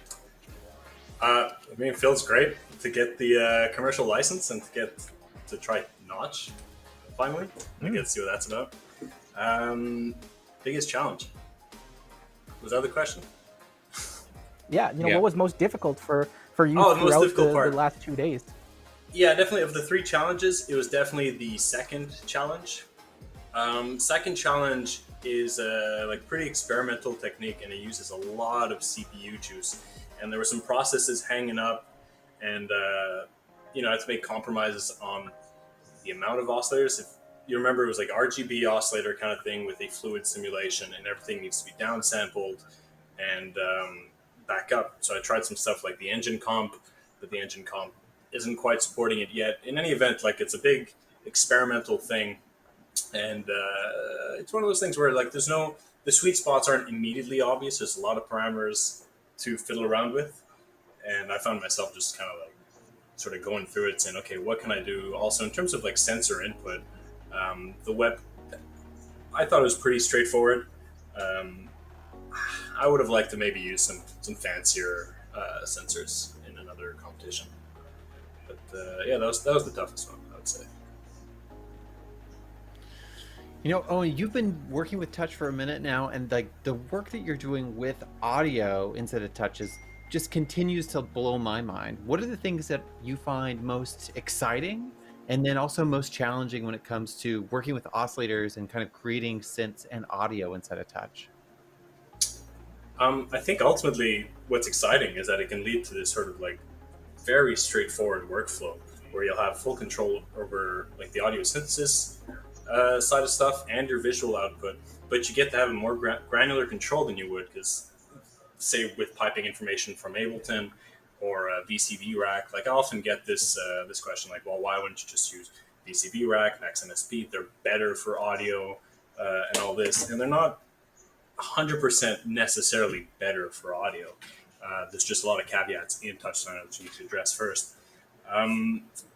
But I would say that what you gain from the added granularity is you can start thinking about sort of polyphonic interactions, and you can start getting into experimental territory that just wasn't possible before. So say you have a polyphonic synth, right? Similar as a real synth, you would have 6 voices shooting out, but each of those single voices now can be an individual sound object. Whereas if you're piping a polyphonic synth, the audio output from Ableton, you'll just get the stereo sum. And then, of course, you can try to mix and match LFOs, but here you directly have the LFO, and then ultimately that pushes you towards a workflow where it's okay, well, I'm using all these CPU resources to generate audio. Ideally, I should be recycling that information to then pipe into my video stuff and do some of the heavy lifting on the GPU. And that's just kind of exciting and fun for me to be kind of finding out what these techniques would be. And it's still a lot in the experimental stages, but slowly but surely, there's just this new workflow is opening up, and I'm hoping to take it towards live performance, and I think it's going to be good. But it's always tool building all the time, features this, features that, and it's that's what's fun with touch, is you get to sort of go the middle way, build some tools for a while. So what kind of try to create a little bit more. So what kind of components are you working on now in amongst your audio tool set? I'm rebuilding the drum synth and all my sort of timeline management. So I have a sub component that will take care of the timeline for my whole project down the line. It's got tap tempo. I can set the timeline to X amount of bars if I want to export a looped sequence. So the drum synth, so I'm switching that around so that we can have more polyrhythmic stuff going on. So the drum synth component that I used in this competition was an old one. The new one will, well, where I'm at now is you can start having like time divisions per instrument with different steps, and just as an instrument itself, that's pretty experimental. But it's totally fun, and then you've got the different ramps that are going 0 to 1, but at their different speeds, and to show that on screen is going to be pretty neat. It's going to be like 1 to 1 as much as possible. So how do you get the timbre of drums? I mean, it's not straight combinations of oscillators and stuff like that. I mean, the timbre of drums is quite complex. Oh, it's totally that. It's totally just synthesis. There's a technique in my online tutorial, which is how to generate sounds pretty much with time slicing off. So you would take all these synthesis components, and instead of having them run real time, you can then create a file, and you can play it back with a lookup. So that's like an interesting way to generate drum sounds. In my case, I'm sort of mixing a bunch of oscillators already to get a certain sort of timbre, but then the envelope generator, the filter, and the pitch amount, those are all in real time. Samples will be able to, in the next drum synth, we'll get samples. It'll be like a full workflow. We even got reverb. Well, I mean, I got a reverb component it's kind of heavy, but it's 4 delay lines, 4 stereo delay lines with like a mod matrix, and you get reverb. And then at the end of the day, it's like, well, what does reverb look like?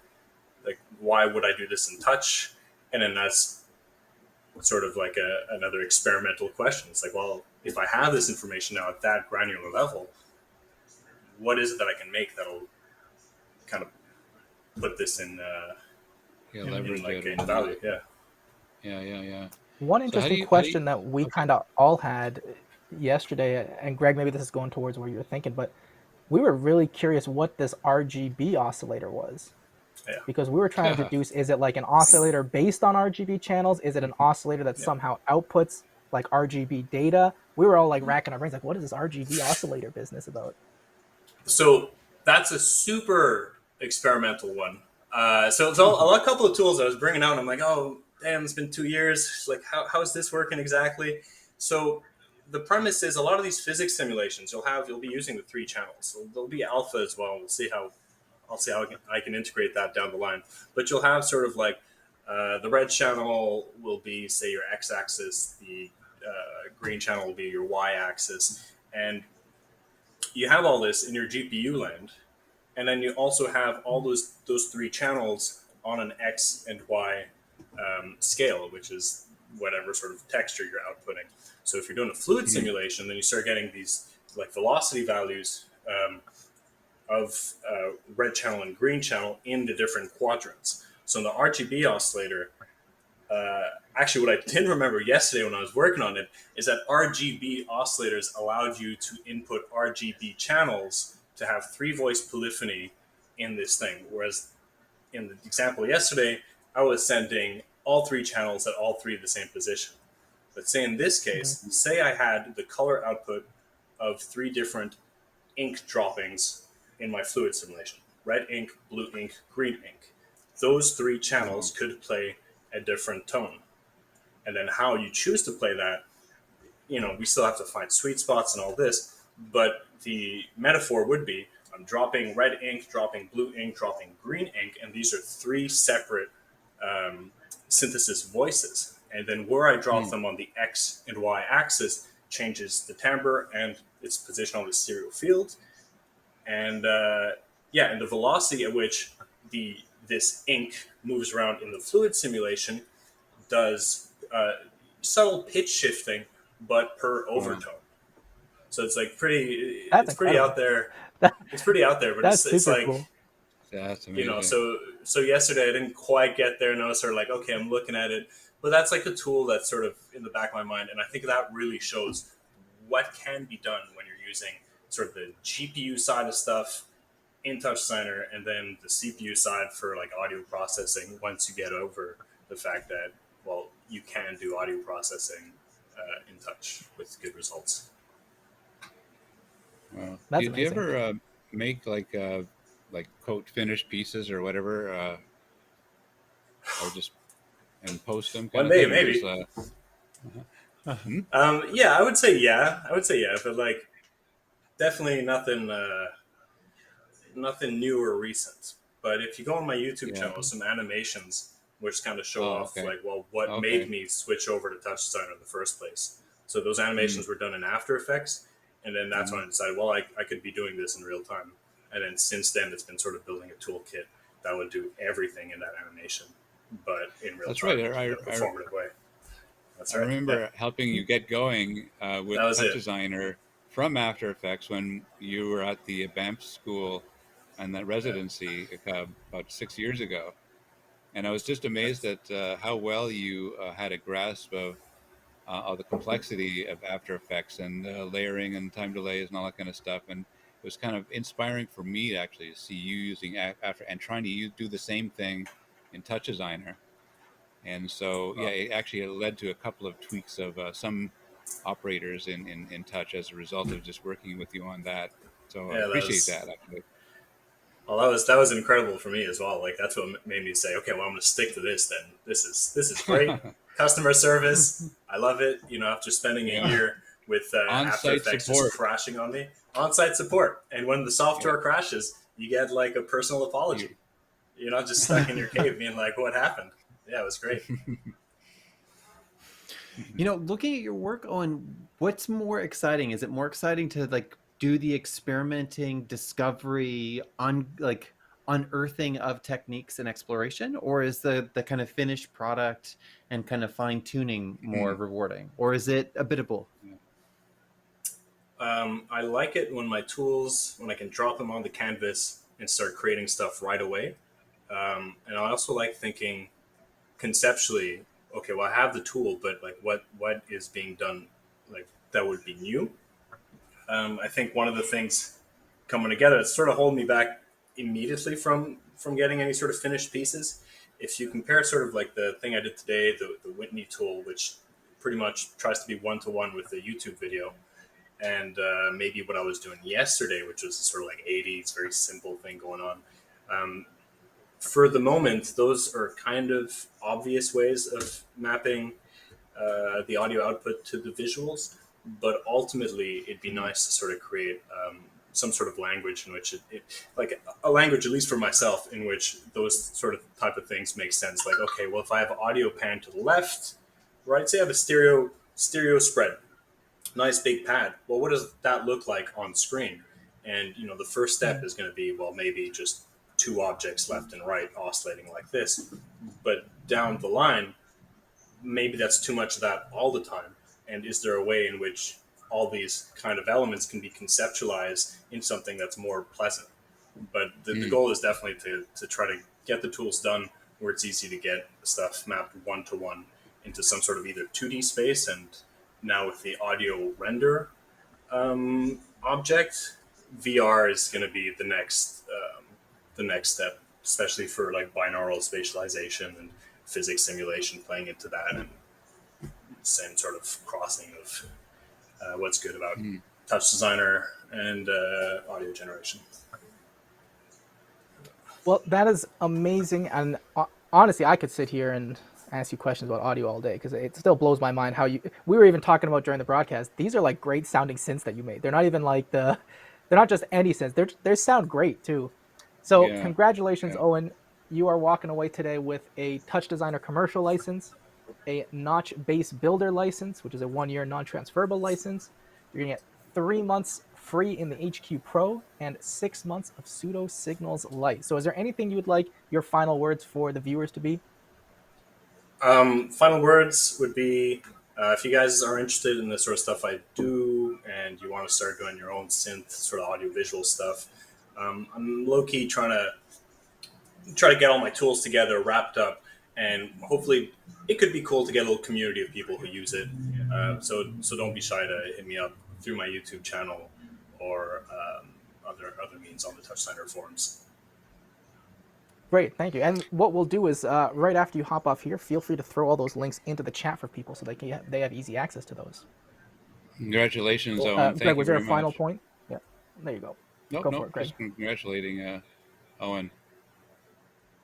Perfect. Well, thank you, Owen, again. Congratulations for second place. That is amazing, and we really enjoyed watching your work. So we're going to take a quick little moment and get our first place reveal ready, and we'll be right back. Thanks.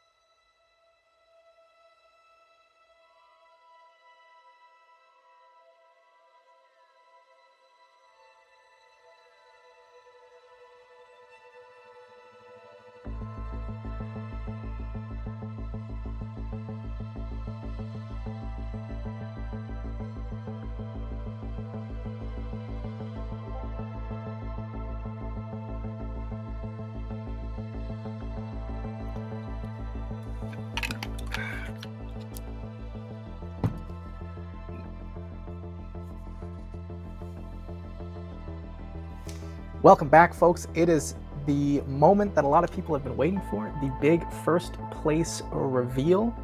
And in first place in this year's Interactive and Immersive Championship is Aristotle Rufanis, aka Works of AR.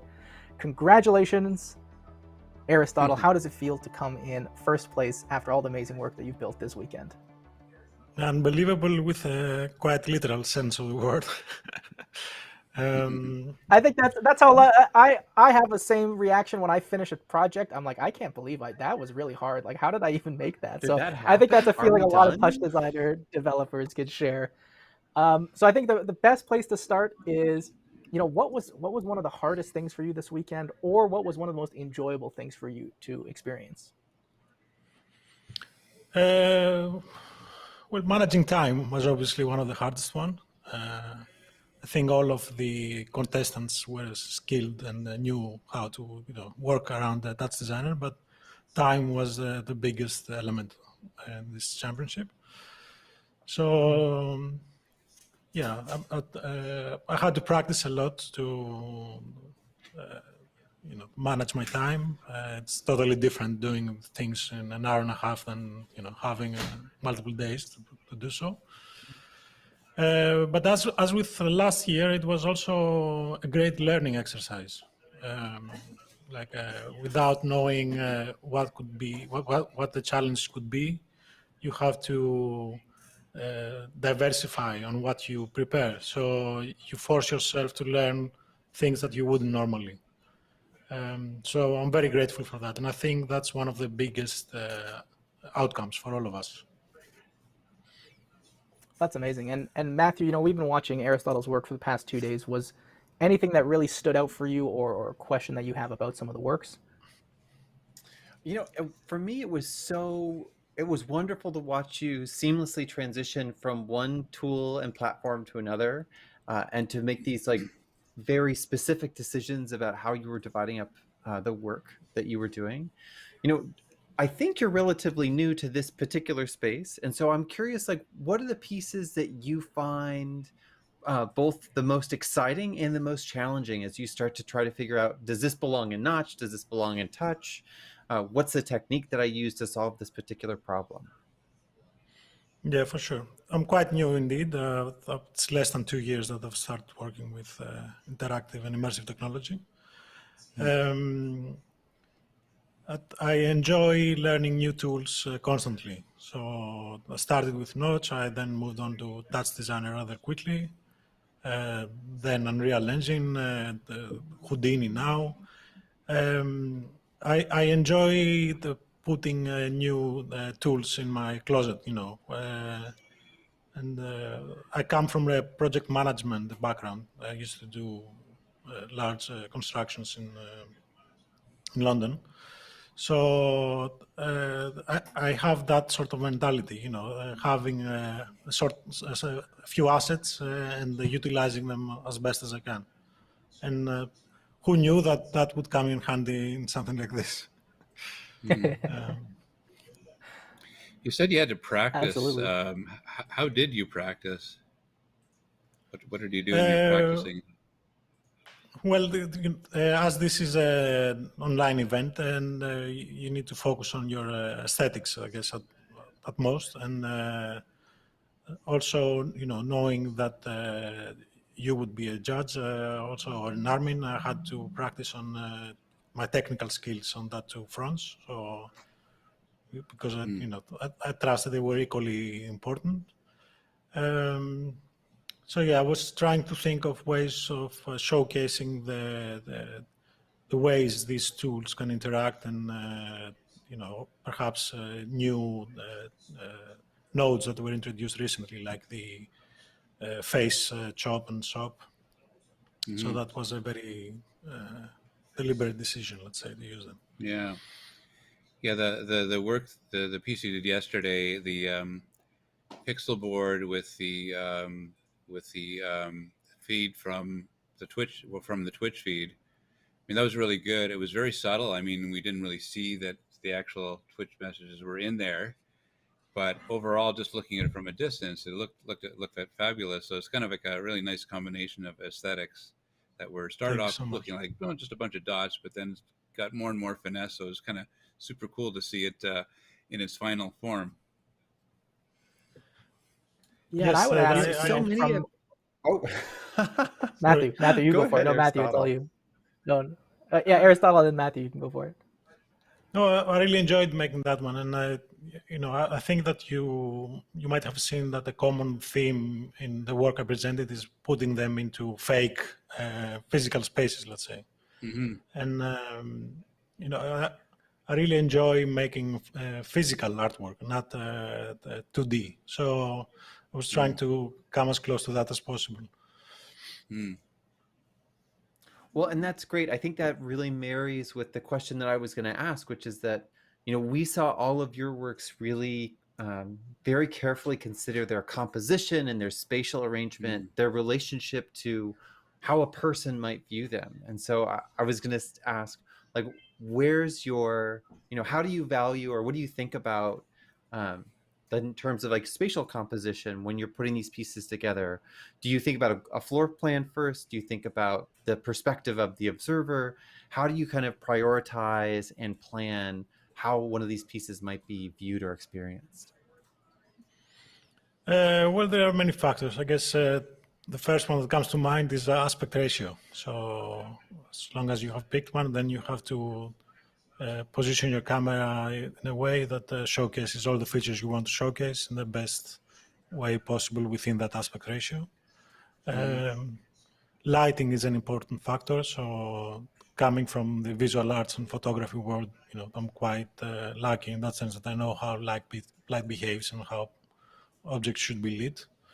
So a common mistake for people is to put the light in the direction that the camera is facing, where in fact doing what we've learned to be a bad thing, like putting the light against the camera, creates dramatic results and much more interesting shadows, etc.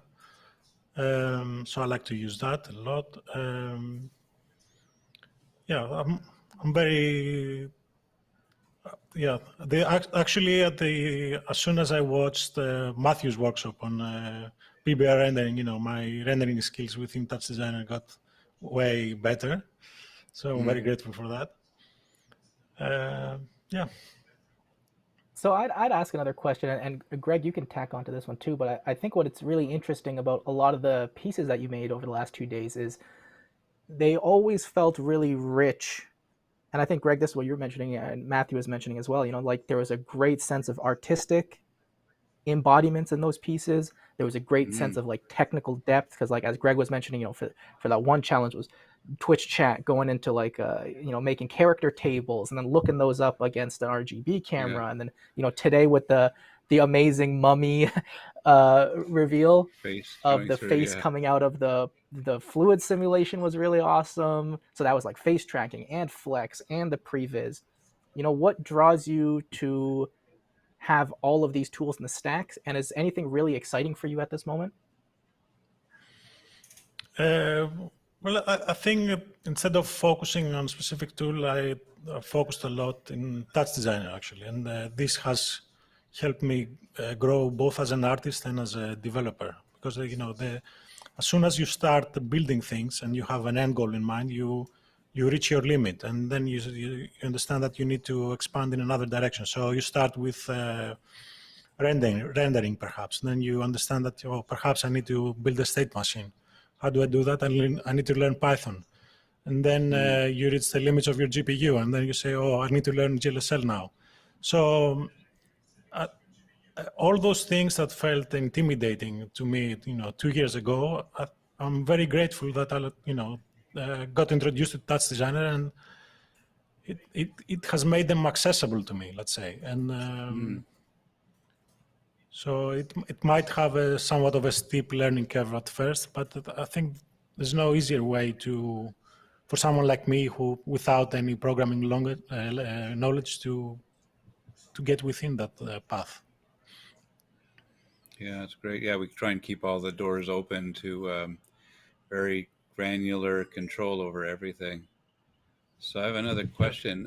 How did you come to pick Maxim Zeskov as your inspiration for this thing? He's a contemporary artist, right, as well?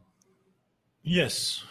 Well, I think it's beautiful, first of all. That's what he does with Houdini is fascinating. So I thought it would be an interesting contrast to try and use Touch Designer to implement something that takes days to render in Houdini. And I wanted to see how close I could get to that, which is it's not that close, but I think I did it right in terms of the real-time spectrum.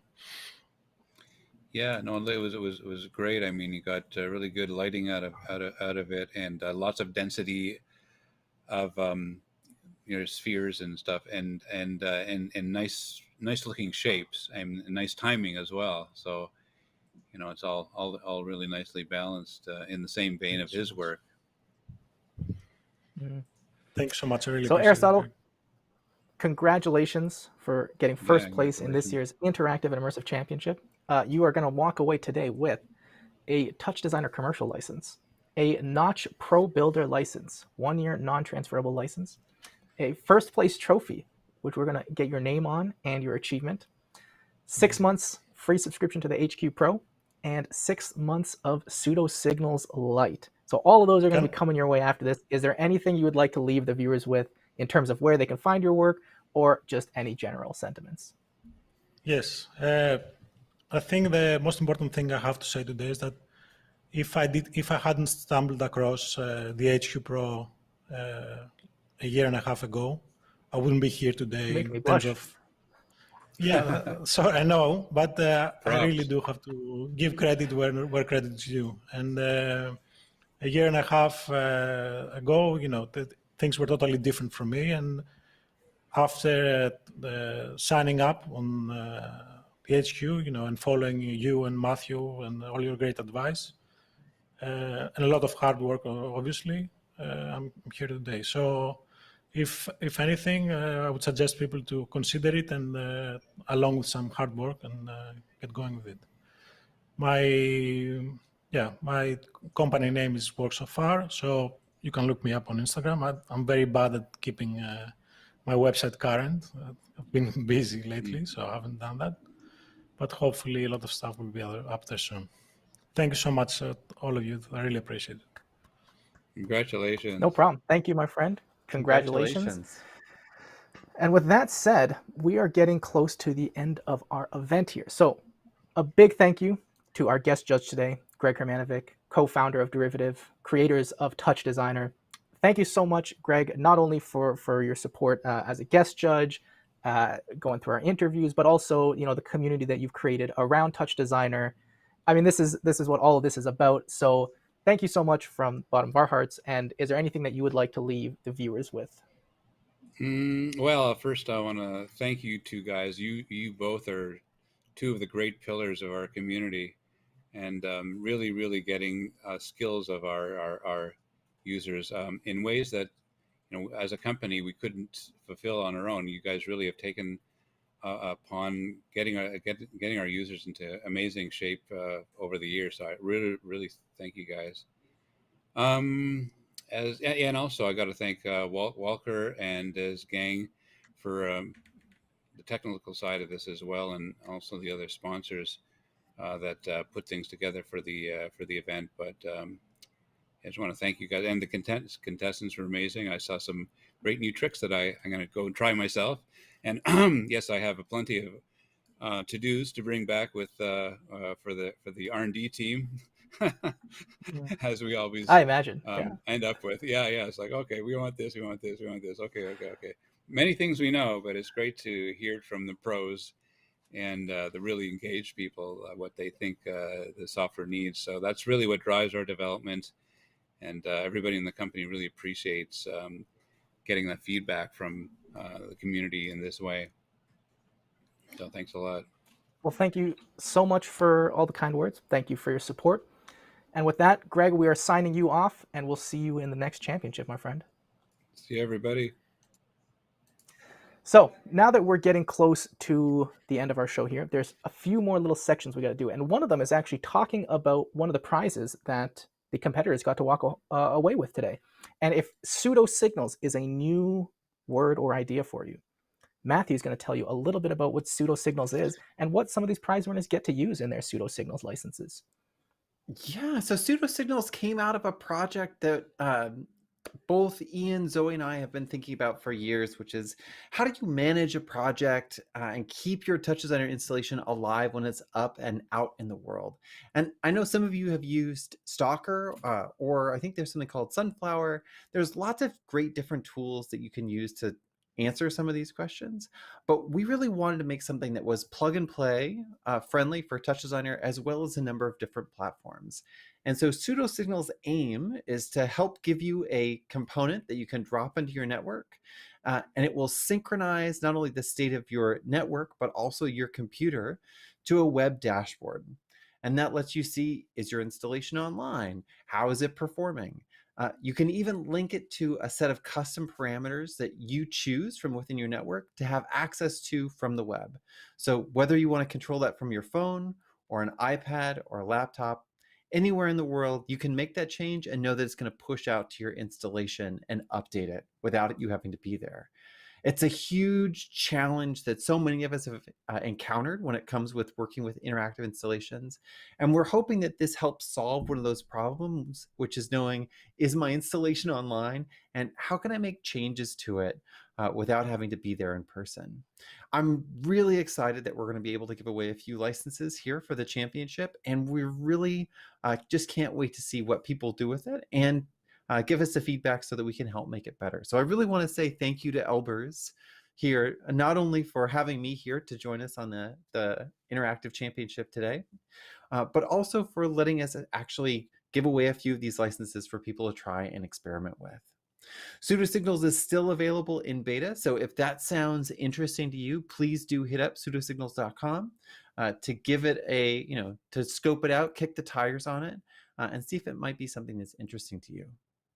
And with that, I will hand it back to Elbers. And again, a huge thank you from the bottom of our hearts here at Pseudo Magic for being included in this very exciting championship and for inviting me to hang out and have fun this weekend and see the incredible work that people are doing. My pleasure. And let me tell you, pseudo signals is really exciting because as a person who does projects, there's nothing worse than having a project I can't stand in front of and something needs to change. So we're also very excited about pseudo signals to come out. And I just put a link into the chat, pseudosignals.com.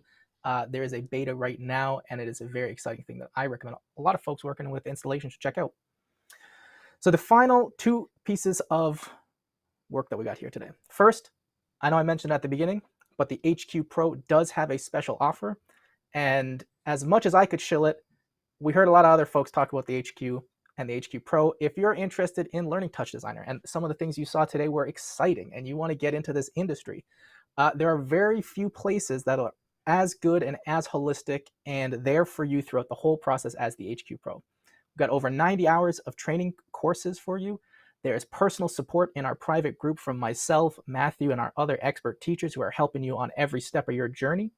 We got live group sessions that happen multiple times a month. We've got a battle-tested toolkit of production-ready tools and over 100 project files and templates that you can dive into immediately. And we have a special offer right now until Tuesday, August 24th. So just Tuesday, a couple days away from now. You can get your first month in the HQ Pro at 50% off. I'm going to throw that link in the chat here for everybody. We hope to see a few of you folks come out and join us in there and start what could be a very amazing career of your own.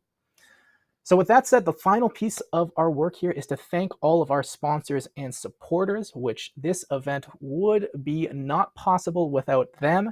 And if all of these folks on screen weren't here, this would probably be just a very poorly made Zoom call. And starting with our premium sponsors, Notch and Derivative. Notch, who has welcomed us into their kind of real-time MoGraph community and has become such a staple tool in our industry because of their focus on making great content quickly, easily, and in a really artistic focused way, and having that integrated into many different platforms, Touch Designer, a lot of media servers, and more. And if you haven't tried Notch yet, I highly recommend checking it out because a lot of the stuff you saw today with those beautiful previs environments, a lot of the great particle systems, a lot of this stuff comes from Notch. So I highly recommend checking that out. And we can't thank Notch enough for their support.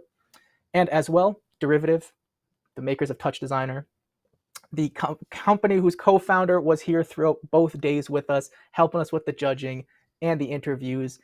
There are so many different things we could say about Derivative and the amazing community they've cultivated around artists and developers and this kind of cross-section of art and technology. If you haven't tried Touch Designer, I hope that you're already hungry to try it because there's a free version that you can get online at derivative.ca. Dive into Touch Designer, start to experiment with it. There's a whole world of really cool things out there that you can achieve with it. I mean, myself and Matthew, we use it basically on a daily basis, if not multiple times daily, because you can basically connect anything to anything else. And I highly recommend you check it out. So we'd like to thank a big shout out to Derivative for helping support us in this event, both in-kind support and with resources to make this happen. Matthew, I know sounded like you wanted to chime in a little bit here. The other plug I would give there is that, I came to Touch Designer from the perspective of using lots of different tools. And like we heard from Aristotle, it really became a gateway for me to think about not only how do I use this particular tool for installations and artworks, but it was the way that I learned Python. It was the way that I learned GLSL. It was the way that I, changed a whole trajectory in my life. So I think, if those things are interesting to you and you want to learn a little bit more and have some kind of concrete anchors for how to get started and get your bearings in this world, I think it's absolutely a great place to kick the tires, take some of these ideas for a test drive and see if it's a place where you feel like you're excited and compelled. I couldn't agree more. I mean, even like we were saying earlier, if I didn't get into Touch Designer, I would not have learned Python, GLSL, procedural modeling, DSP, and audio. Like all of these things are things that we learned in that really rich visual environment. So highly recommended that you guys check that out. Then we have our key supporters who have been the folks who have really made this production happen, and I can't thank enough. We got Walker and Azimuth Digital, who are the masterminds and architects of the whole streaming architecture, data center setup, so that all of our competitors from all over the world stream into these Touch Designer racks. And if you want to learn more about this, we do have an amazing live stream that we did with Walker, I think just about a month ago, covering kind of how the back end of this whole setup works and the virtual production works. It's amazing, and we wouldn't have anything up here on screen without Walker. Evan from Gannon Interactive. Evan has been really key on the production side of things, making sure we've got run of shows, that we can handle, all the things happening on broadcast and off broadcast, and managing competitors, judges, and all that kind of stuff. Evan has been the man behind the camera and making all this possible. We also have Dom from Psycho Jelly, who is that second in command behind the scenes and running this production, controlling all the beautiful content on the LED screen over here, and as well when we're looking through competitors, that is all Dom's hands over there. And also Dylan and Anita from the Experiential Company. Thank you so much for this beautiful set that they have put together for us in this virtual environment. The spinning cube over here, the competitor faces all over the wall. We couldn't have had that without them, so we can't thank them enough for that. And also for the rest of our supporters who've brought in-kind support, social shares, awareness, and just helping with whatever they could. Coco Lab, Intus, JP Yepes 0110, KMP Productions, and Feedback.video. Without you guys' support, we know this wouldn't be as cool an event as it is. So with that said, folks, the last final thank you is for all of the viewers. Thank you so much for watching. It has been a pleasure to put this on for you. Matthew, are there any last words that you would like to leave viewers with? Well, it's always inspiring to see what other people are creating. And I think one of the pieces that I would encourage everyone to do, whether you're a new developer or you're a veteran in this industry, is to find excuses and find reasons to create beautiful, fun things every day, right? Find reasons to, experiment with an idea, take something that seems unrealistically abstract and see if you can put some of that knowledge into action, and find a community to help you actualize the things that feed your passions and help you find joy. I know, Elbers, I think you and I have both done that, so I would just invite other people to take an opportunity to do those exact things, and do your very best to find the pieces that make you feel excited and thrilled. Beautifully put, my friend. And I would add on to that, the community is always open, and we look forward to seeing you in there. And from all of us on the broadcast desk, behind the scenes, competitors, everybody, we thank you for watching, and we will see you next year for the next championship.